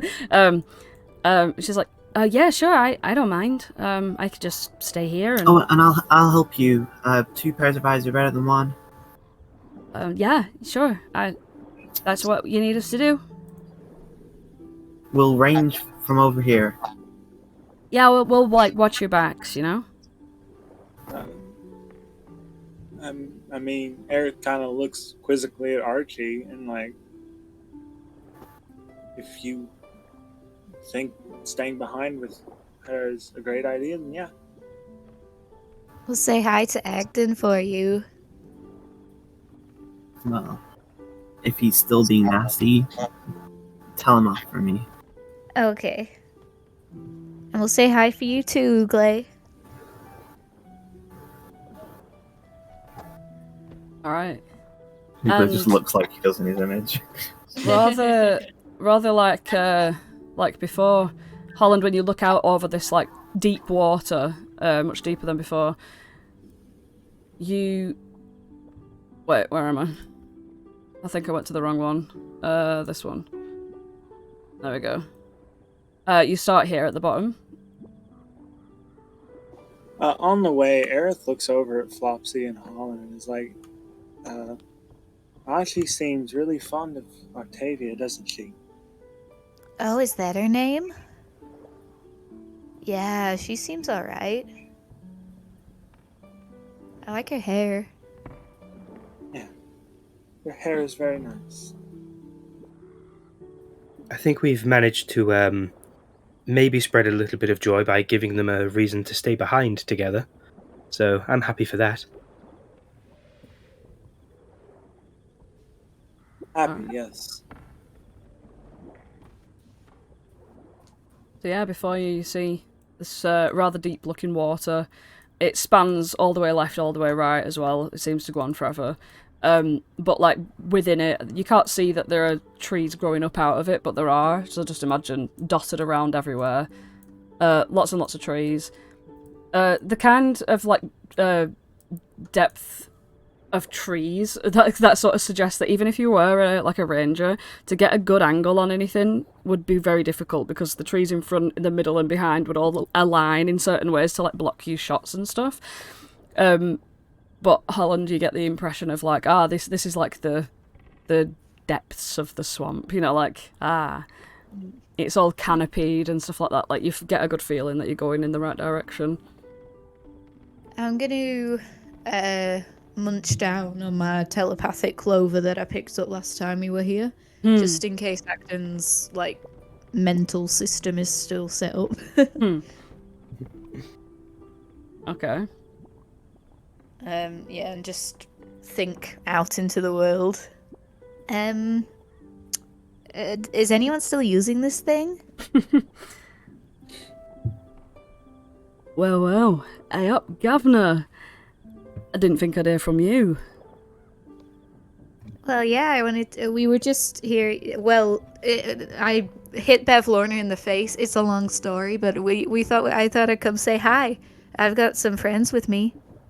Oh yeah, definitely you should, because you want to see what we've done with the place. It's amazing. Okay, I'm gonna walk in this direction and hope for the best. Yeah, I'll get them to sing the new song on your arrival. Ooh. Yeah. He sounds. There's a new song. He sounds so chill, like it's unbelievable how chill he sounds. Yeah. But he's got like a twinge of excitement in his voice to see you. I can't believe he's written a whole new song. Oh, he has a new song.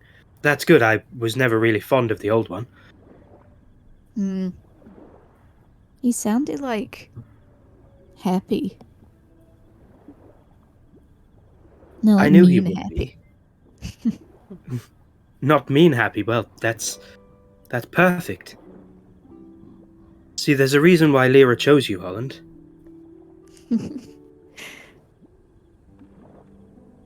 Do you know the direction? I'm just following you. It's probably this way. Yeah, it is. Rightio. It's certainly that way indeed. Hey! Get me in that water. Yeah, as Bloody soon as you nose step diving. forward, like very confidently, it goes all the way up to your chin, just like vroom, like it's so far down. Lovely. You can still like walk around in it and stuff, but you feel like it's slowing you down majorly. I'm gonna get back out. Shake my fur. like a dog. Can I just find like a big branch? There looks to be lots on the map. Yeah, absolutely. Just pick up a relatively sturdy one. And I can help you, Holland. I'm gonna use my telekinetic powers and like just gather up bunches of logs and things like that, and build a little like bridge all the way across.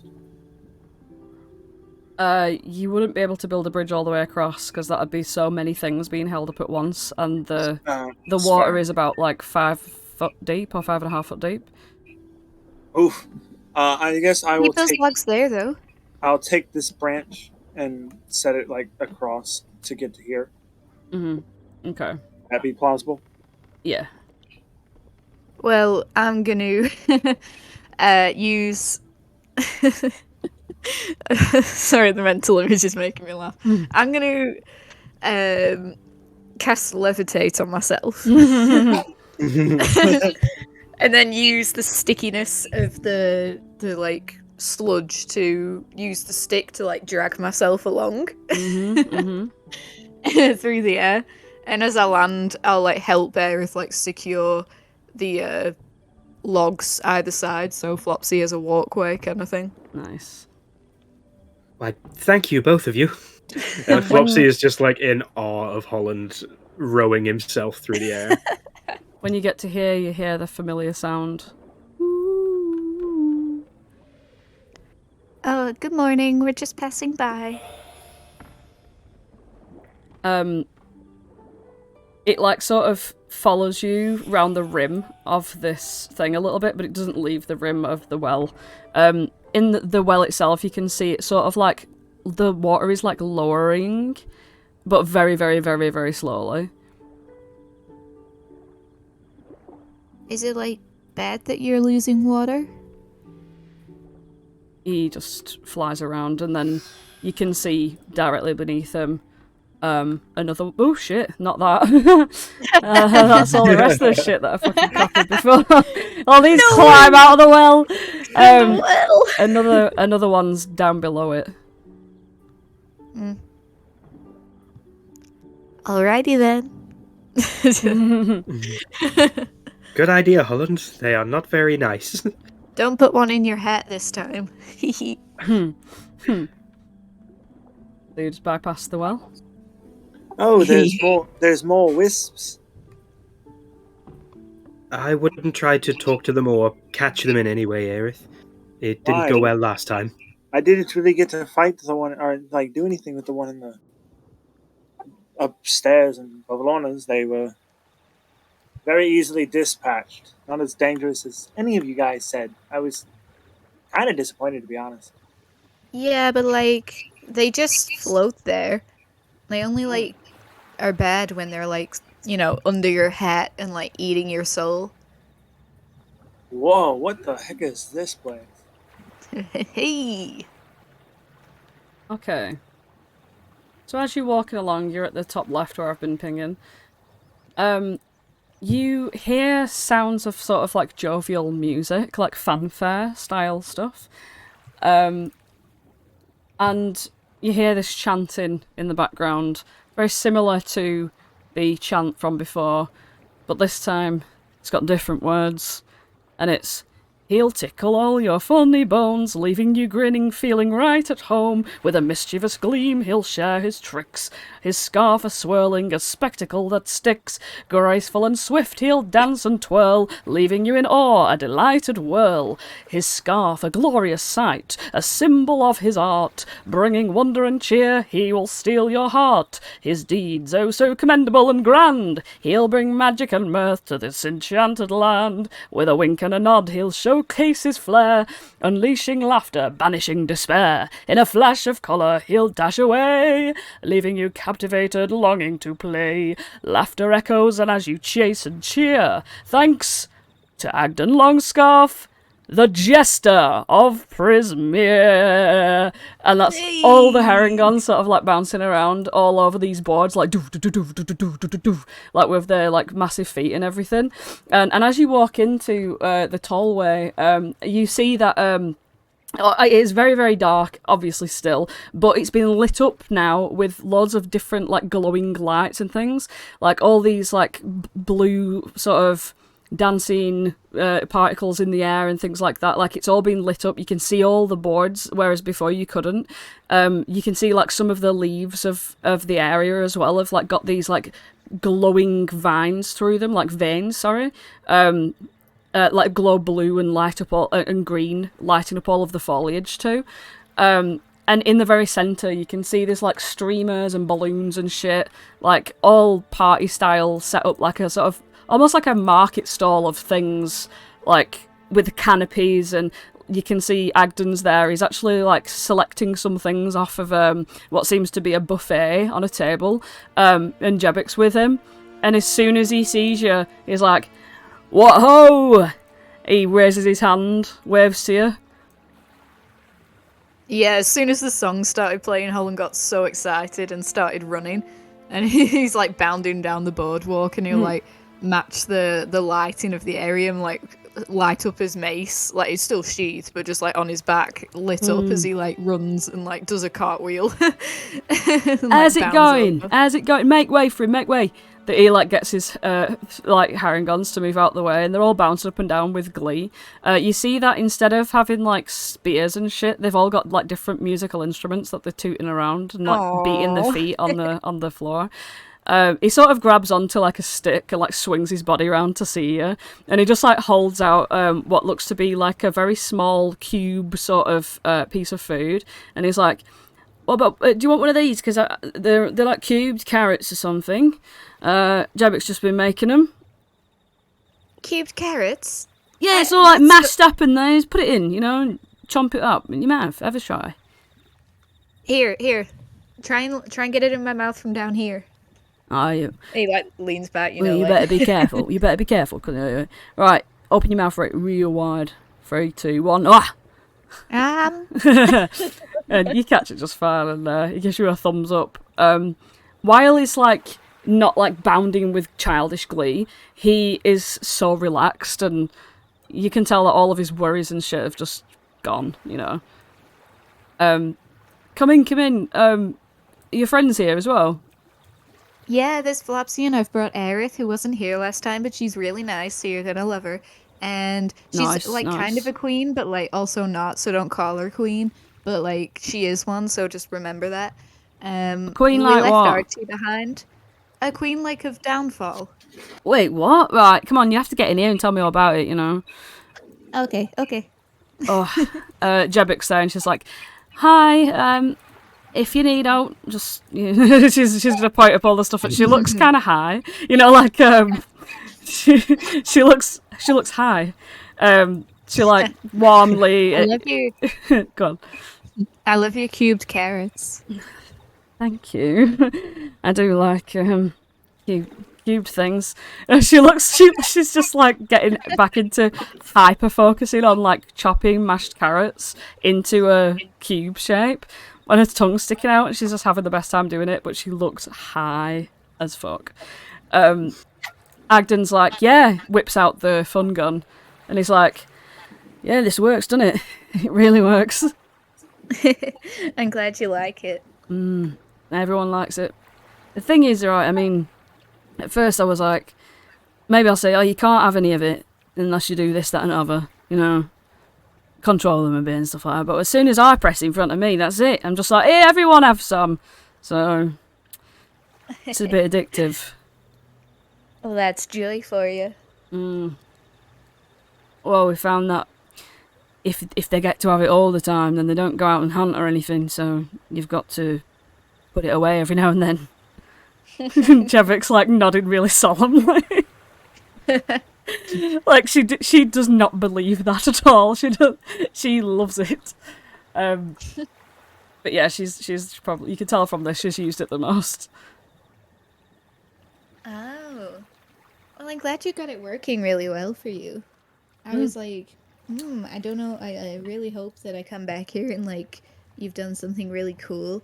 Because like I've gone away and I've done really cool stuff. So I was like, when we meet, like at a book club, when like a crafts club, when you all come back and are like, "Oh, that's a great idea." Hi. Crafts club, yeah. Wait, 1 minute. "Oh, you!" He points at this guy. This guy like stops tooting his trumpet like, "Woo!" And he's like, crafts club, sort that out, please." And he's like, "Oh, yes, woo, crafts club, way!" And he just starts bouncing around. He starts grabbing streamers off things and like grabs some scissors from somewhere and like goes and makes a little pile of things to do. And some other get involved and stuff. Alright, crafts club, yeah, that's a good idea, that's a good idea. You know what, you've changed my life, I'm just going to say it. I'm just going to say it right now. I'm not afraid to say it, Really? Of course you have. I was right horrible to you, I was a massive dick. Well, a little bit, yeah. Well, I mean, I've reflected. I think that's one thing I can say, is I've thought about it, and I've thought about my actions and that. while it's not an excuse whatsoever, but like, it's just so good to just finally admit it's better to be like you. Like when you were a kid, like when we were both kids, I wanted to like chill with you, and I didn't think you wanted to, so I got a bit jealous. Oh, Agden, I would have loved to have hung out with you. He's gonna give him a big hug. He's a bit startled at that, and he like throws his long 15-foot scarf behind him so you don't get tangled in it. And then he like puts his arms up really carefully. Jebic, like, she's like blinking, she's like looking over, like she's trying to stay awake, just puts her thumbs up towards him, like really, and then she like puts her hands in her heart, like, no. And he's like, oh, all right, yeah. Oh, actually, that does feel really good, doesn't it? Yeah, I put the Holland in hug. he laughs at that genuinely. Well, we're trying to figure out what to do now, because, you know, I've not seen Bavlorna in a while. I'm a bit scared because she expects me to do stuff. You know what I mean? Oh, okay. So this is what this is the gossip. So we were all at her house like yesterday, and she kind of ran at us screaming. So we were like, well, that's not good. And the king was running at us too, and Archie, and there's some other girl. She ran into into Bavlorna's roof or something. And then Archie and Aerith were like fighting. Aerith, this one outside, sorry. Aerith, Flopsy, come in. And Aerith is and they were fighting the king, and then me and Flopsy were upstairs, and Flopsy almost blew us all up, but it was just a prank, I think. And then Bavlorna was there, but I was like running with her shins, you know what I mean? And so she couldn't get away, but then there was this thing that like came out of the house, and it was like all misty and stuff, so I could see, and then I wasn't there anymore, so she got away. Hello there.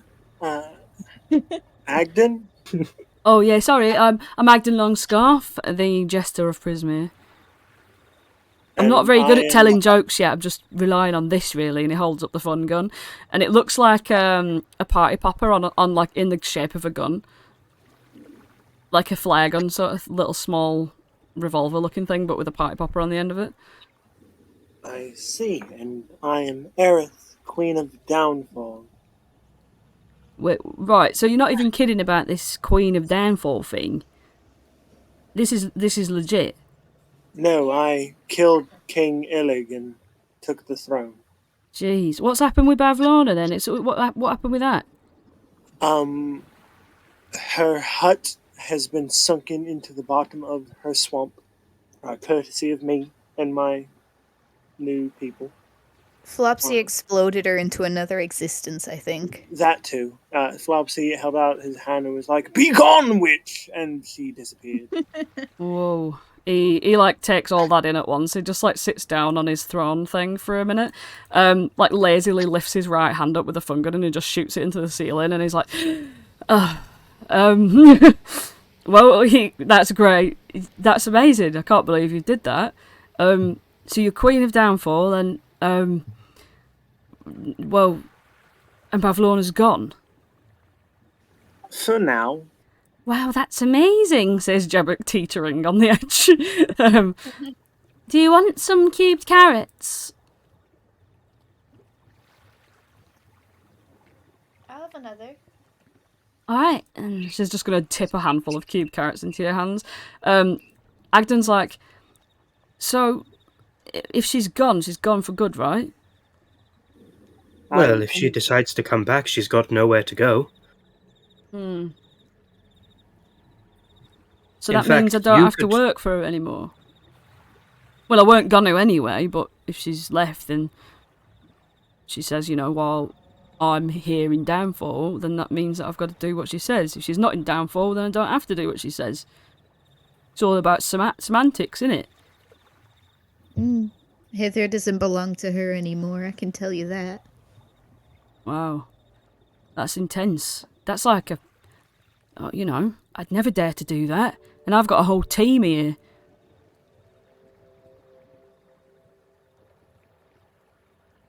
Well, to be fair, we weren't planning to. It just kind of happened. Well, we were sort of, but like also weren't.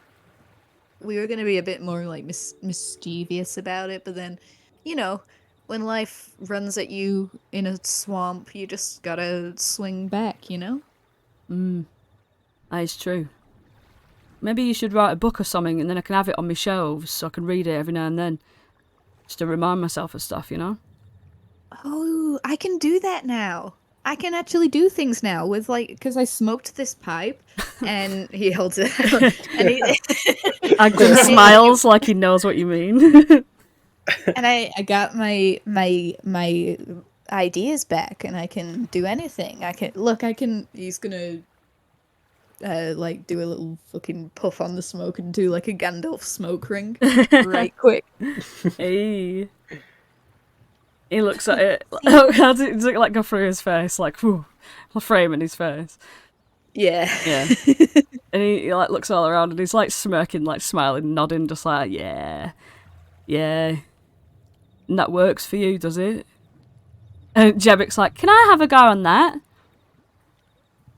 Yeah, if you want.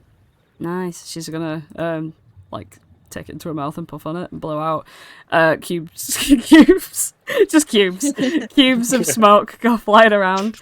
And she's like, looks at them all. And she's like, after a couple of seconds, she's like, nah, it doesn't do anything for me. She just gives it you back. Oh. Well, to be fair, I'm sure a hag doesn't have your creativity in this same pot. Anyway, she's gonna get back to the cubes. Agden's just chuckling along. He's finding it very funny. Wow, wow, I can't thank you enough. I mean, I've stopped setting traps. That's one thing. I've started partying more, and I've set up we've got a performance club, which is on like whenever, really, just whenever people want to do it. Do you want to do the performance club? I look round at Flopsy wide-eyed. You can be like our guest stars. Like we could make like a stage with like a curtain on it with like stars glowing, and then like a big light that shines down and make, you know what I mean? Ooh, yeah. It's like a one-off event. Unless you come back. That'd be really cool. Ooh. But maybe we will. One-off. Unless. That's what we can call it. What, the one-off? Unless. One-off unless. Yeah. That's the title of the performance. If we're at stay here, I'll tell everyone. Everyone! We're doing a performance in about 10 minutes-ish. Get ready, make a stage. 15 minutes, go on then, I'll let you have that. Anyway, we're calling it the one-off unless, and that's it. Get it painted, sort it out. He's gonna like bounce out and like shoot the gun in their faces. And they all start hopping to it. And they're gonna create a stage like sort of on this bit, sort of how it curves around. And that's what they're gonna be working on. Gosh, that means I've got to think of a performance. Oh, no. Right, well, we can't see each other before the performance, because you'll hear what I'm going to do. Right, you go and plan your performances, and I'll plan mine in here, and Jebek can make some cubes for the audience. Okie dokie. Alright. You just see him pacing. He's, like, not even looking at you leave. I'd say, like, the door's, like, here or whatever. He's not even looking at you leave. He's just holding his chin, like Sherlock style. You'll get out. Yeah, you have to plan your performances. So are you all doing a solo performance, or did you envisage a group thing, Holland? Well, I think we should do a little quick meanwhile whilst you three genuinely plan a performance.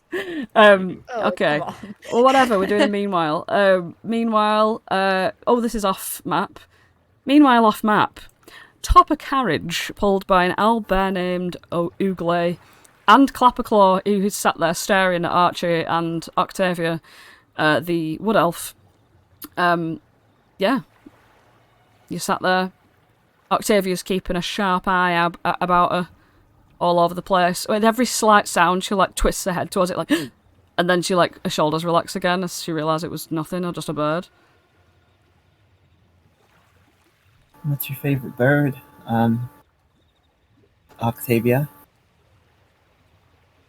I don't know. I never really thought about it. If I had a favorite, then I wouldn't shoot him out of the trees, you know? Well, I mean, that makes sense. But I think you could still have a favorite and shoot him out of trees. I guess, you need arrows. Speaking of needing arrows, do you mind if I borrow some of yours? Yeah, I have like 17. No, I have, wait, 1, 2, 3, 12. Do you want 6? Yeah, and in return, I'll give you, these buttons. I've got some loose buttons of various shapes and sizes. Wow. These are really cool.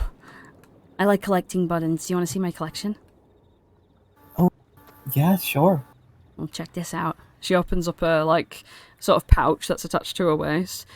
And, she, like, pulls out this little coin purse, but inside she opens it up and it's not just buttons. It's, like, little, what they're called? Thimbles, that's the one. Little thimbles and stuff and buttons all in there. Like, a couple of, like, needles, but that have, like, little corks on the end of them. Bits of string, you know. She shows you there's some cool pieces in there. So one's a square one, you know what I mean? It's like, hey, one's bigger, one's a bit marble. Check that out. I really like that one, I said, pointing to a one that's shaped like a star.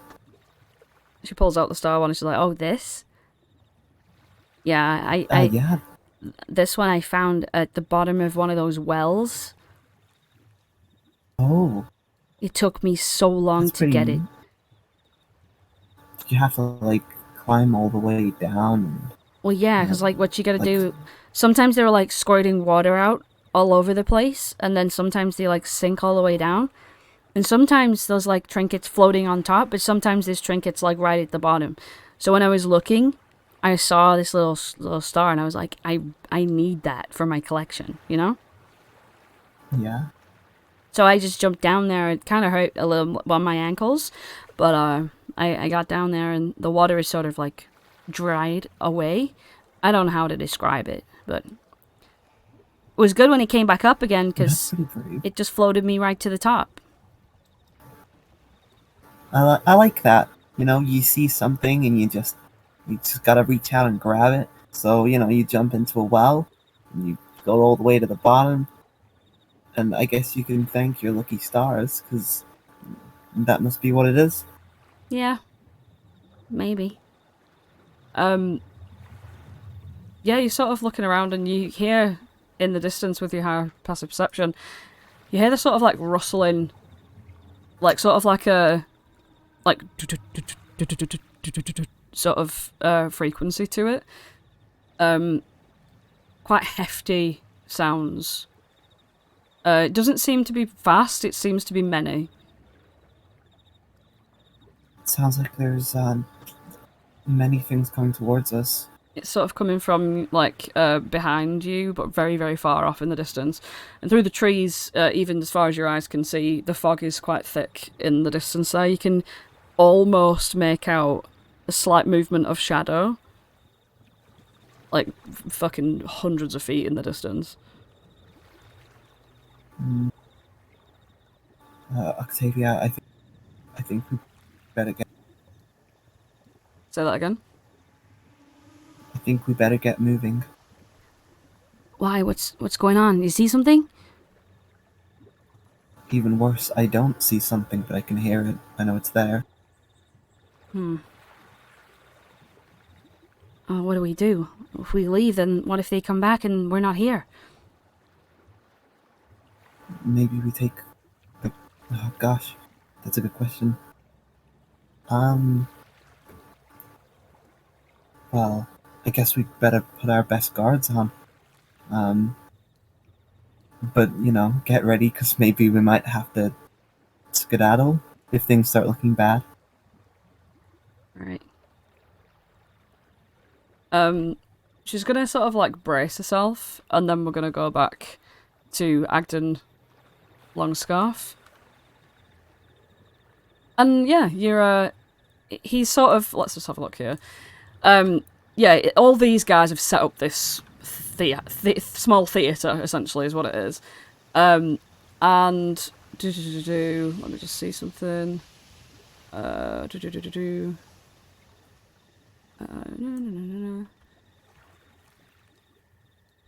Maybe it's that, I don't know. Do I know? Yeah.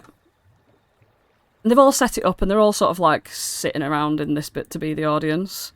And he... Oh god, what's the title of it? Once...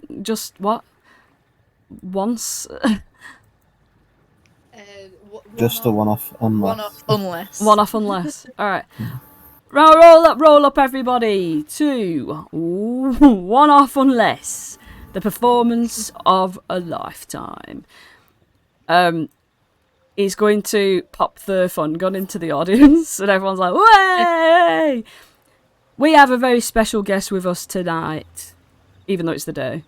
It looks like night because it's night, and he's made the atmosphere. All the way from, well, these parts really. Let's just say these are my parts. I'm not very good at this, but yeah, all the way from home, from my memories, from my when I was a kid times, all the way from there is my new good pal Holland and his friends Flopsy and Aerith. Hey. Are you doing like a group thing? Or are you doing one at a time?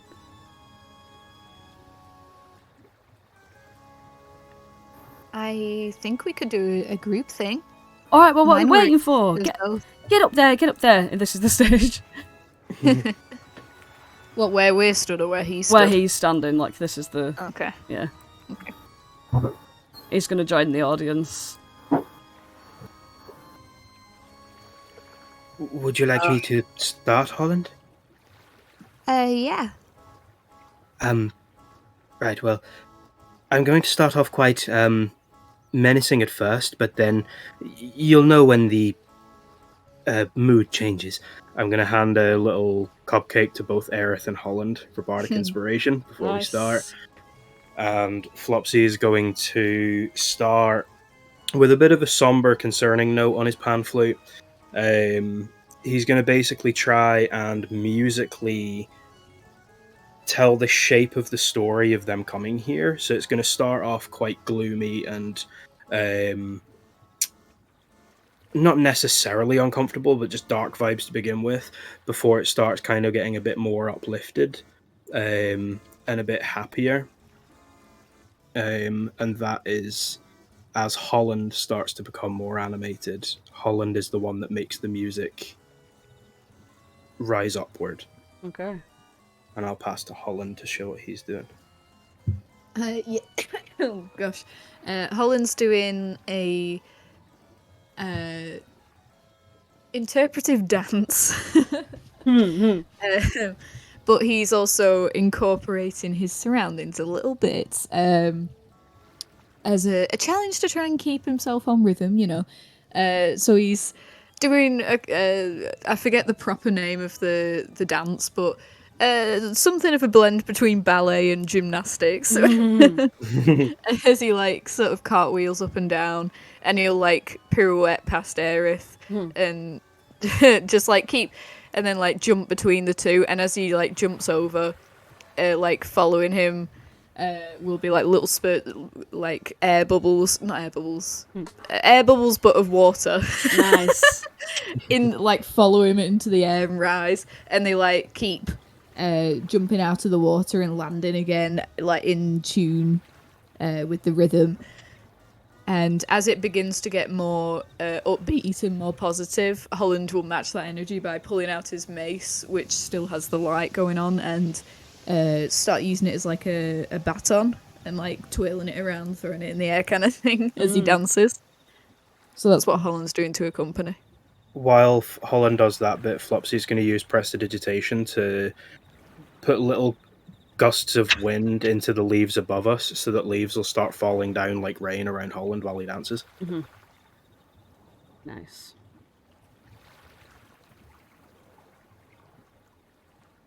Mm-hmm. Aerith looks around and completely freezes. Hmm. And then blushes incredibly heavily, and like her mouth moves up and down but makes no noise, and like she doesn't move at all. Looks quite frightened actually. Okay. Flopsy and Holland make performance checks with advantage.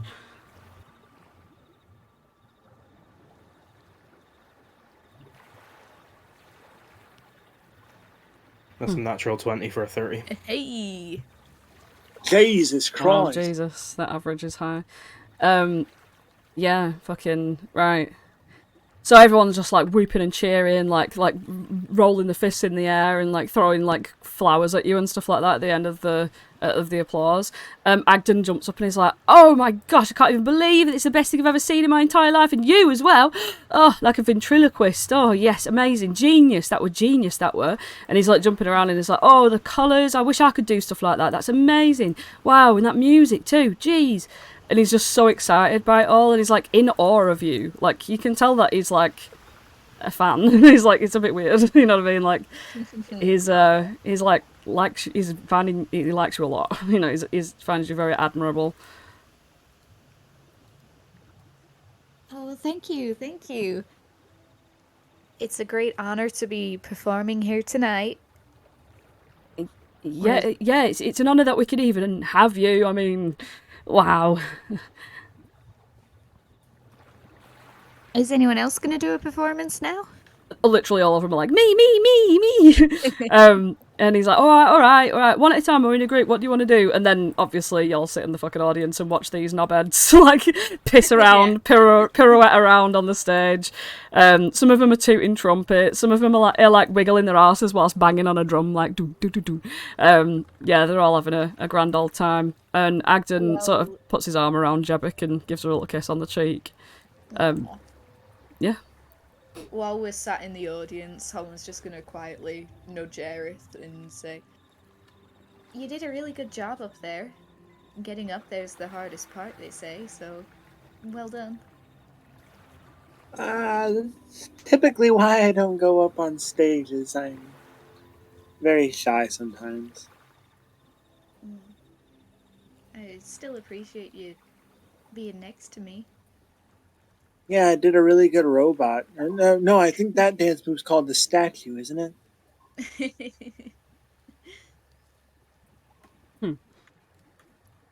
Meanwhile,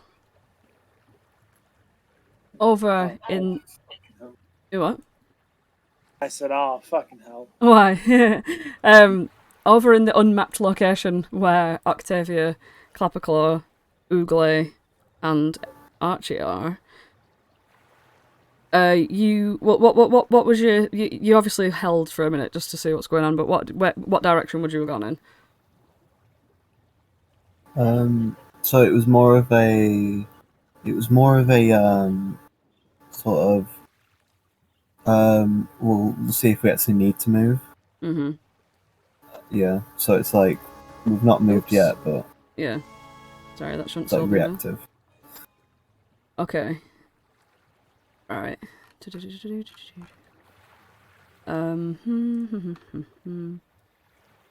a second. Right. From your sort of right, you hear this like strange like buzzing noise. Kind of like mosquito-esque. Directly in front of you, far in the distance, is where the thunking sound's coming from. And sort of the left seems clear, but it looks to be that the thing in the distance is walking in the direction of your left, but just further away.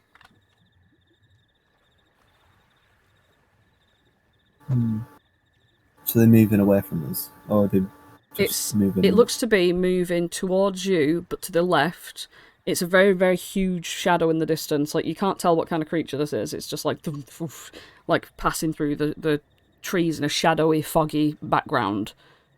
It's looking to move towards the left, but also it's getting sort of like bigger as it does. So it's like moving in a south-left direction towards you. I don't. Yeah. I don't like this. Yeah, I think we should definitely get moving. Let's see. If it's moving south and left, then we should move north and right, right? She says, but what about your friends? When they get back, we're not going to be here. And if it's moving that way, then, like, it's not going to bump into us, is it? We could just stay where we are. That's true. We could move slightly to the right just to double check. But I also don't think it'd be super safe just to hope that it doesn't decide to, move to the right a little bit and then bump into us. Clapperclaw's just staring at you both. And he's like, is something wrong? I'm getting kind of scared. Oh, hi, Clapperclaw. No, there's nothing wrong. We were just thinking that it's a bit smelly around this part of the swamp, so maybe we move over, like, just a little bit to the right, and then maybe come back here when it's less smelly. You don't have to say stuff like that to me, Archie. I heard everything that you said. You don't have to patronize me. I'm a prince. Well, being a prince doesn't make you any better than anybody else. No, it doesn't, but I still need to know about the true things that's going on in the world. And I was listening, you said something about something big over there, and I'm scared. And I don't want to go over there. And he points to the sound of where the buzzing is getting louder, which is behind him, which is to the right of where you are. Okay. I see. Well, I only didn't tell you because I don't know, and that's not the best reassurance. I guess I didn't think that you heard. But I'm sorry. I should have told you. What do you think we should do, Clapperclaw? I don't know. I think we should just hide somewhere where we don't know what's coming. Like, I don't know. I'm just gonna sit in the carriage. Right. No, let's hide up in the tree. The trees are on this swamp. What about Oogly? You can't fit him up a tree. Oh yeah. Gosh. This is a tough one. The buzzing gets louder. You know what? I think that the best thing to do in this sort of situation is to just I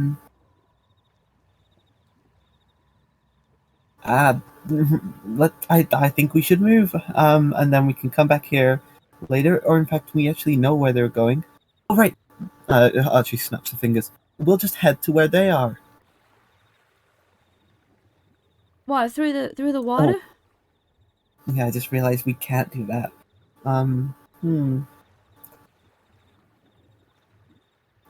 Well, then I guess we go south. We can't stay in one space, can we? It's coming nearer. Whatever you say. Just get us out of here. Sure. Well, right on, Clapperclaw. Roll me a dex check. So I'll see how fast you can skedoodle out of this location, because I did say that it was very slow going on Oogly in the cart. Yeah. Just a regular dex. Mm-hmm. Yeah. Okay. you sort of push off and you see that the wheels are sort of turning and you actually get out of the carriage and like push it a little bit to like get it started. But at that, like Uglay's like making haste, you know what I mean? Like he's not messing about. And you do end up trundling deeper into the forest. The way you came, you think, but again, you know, direction is arbitrary.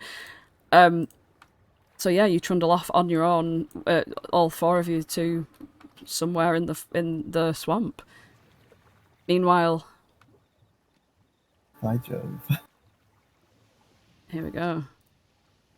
Meanwhile, everyone's having a grand old time with Agdon Longscarf's troupe. And after they've all finished and Agdon's gone up there and is like, right, well, I'm going to sing a song and that in it, so just don't, you know, if you laugh in it, it's because it's funny and that's a good thing, yeah? Right, so, I have made a good friend today. His name is Holland. Oh, sorry, got something stuck in my throat. He gets red in the cheeks and he looks all around at everybody and he just bows. Aerith claps. I was going to say Flopsy will try.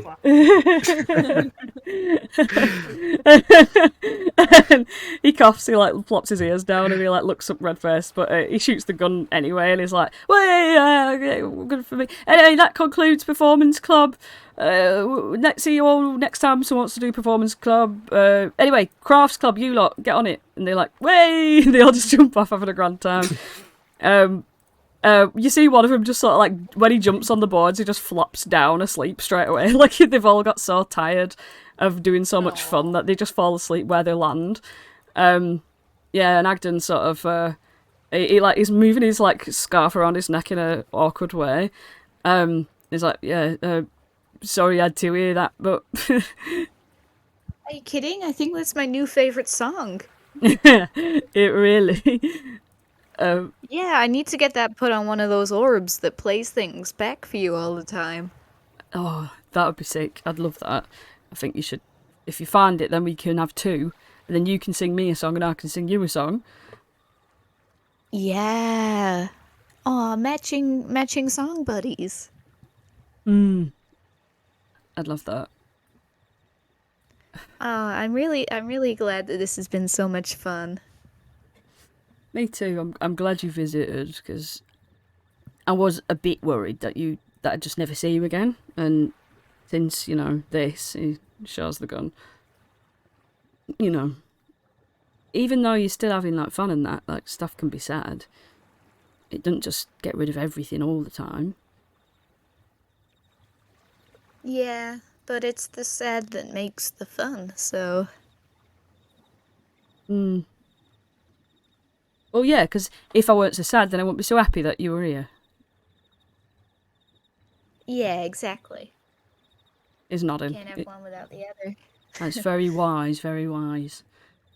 Oh, a top 10 rules of how to be a Harengon. How to be the best Harengon.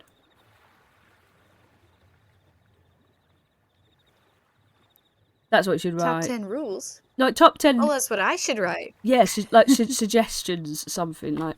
Top 10 advice things about being a good person. Or... Oh. Yeah. Well... Rule number 1 should be always say your pleases and your thank yous. Yep. Rule number 2... respect your elders unless they're mean.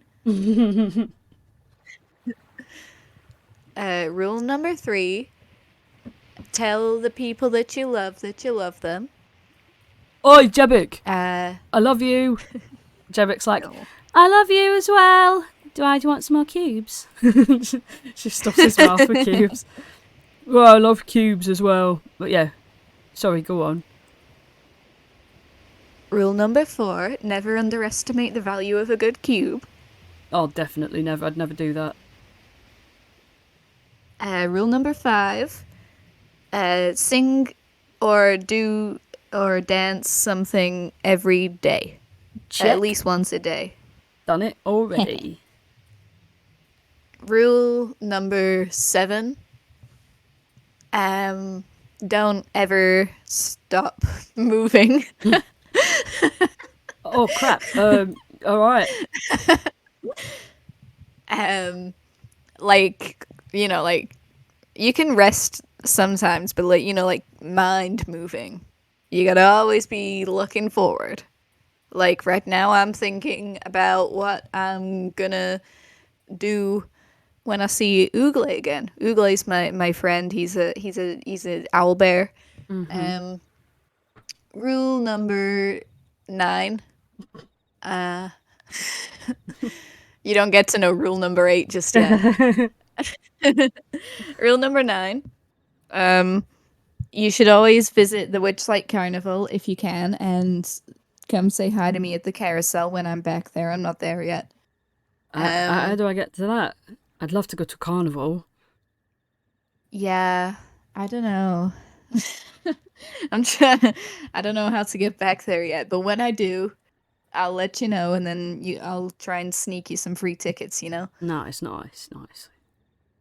And then rule 10, live, laugh, love. Excellent. Well, I'm doing that anyway, so thank you very much. I just need to keep moving with my mind as well. But yeah, thank you. He's just going to shake your hand, and then he's going to hug you. And in your ear, he's like, I really mean it. Well, thank you as well. What for? I mean, I've not done anything good for you. You have. You've shown me that what I do actually does something, Like, I don't know, it's just always... When there's, like, hags ruling the Feywild, it's hard to be like, oh yeah, when I do something to make someone happy, it makes a difference, But then... Sorry. Then I speak, I spoke to Lyra the other day. I met Lyra, that's cool. And she was like, yo, you're doing great. And I was like, am I though? Like, because I'm kind of not changing anything. But then I come back here and you're doing it wonderfully. And I'm like, aw, I'm really happy about it. Yeah, that's true. It wouldn't be happening if it weren't for you. So, yeah. Thanks. And I'll try and do you proud. And Lyra as well. If you got anything about her I could read or something. Well, not on me, but I can tell you all about her. I'm listening. Okay, so Holland goes on about Lyra for 50,000 years. And yeah, as you do, then obviously you've finished telling him about Lyra. And he's nodding along. And that's why you should always eat your carrots after your peas. Oh, Jebet's like, peas, that's the one. Ah! She goes and starts making some peas. And then you hear her being like, nah, this fears. And yeah. So Agden's like, well, I'm going to go and get to bed and that. It's been a bit of a long day, hasn't it? And it's not. Yeah. Well, we've got to go find a moving house, so... All right. It's like, see you later, Holland's dad, I guess. You look a lot different to last time. It's been amazing to see you again. Yeah. And you as well. Pleasure to meet you. I hope to see more of you, Agden. You seem like a nice guy. Thanks. He like blushes at that, smiles, and hops into his house. Yeah. Let's head back. Yeah, let's go find Archie and Octavia. You wander back through this area. Yeah, you wander back through this area. Using the same technique, you could get through pretty easily. Are you still keeping out of the reach of these wisps? Yes. Yeah. Okay. Flopsy definitely will. Nice. And as you make it back to the shore, which is here, you notice that you might have come out at the wrong side or something.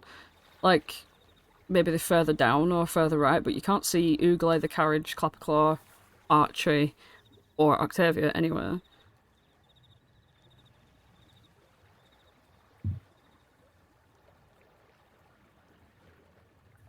That can't be right. Where'd they go? Flopsy's going to try casting message to Archie. Archie, have you gone somewhere? Message has a 6 foot range, right? 120 feet. Oh, let me think.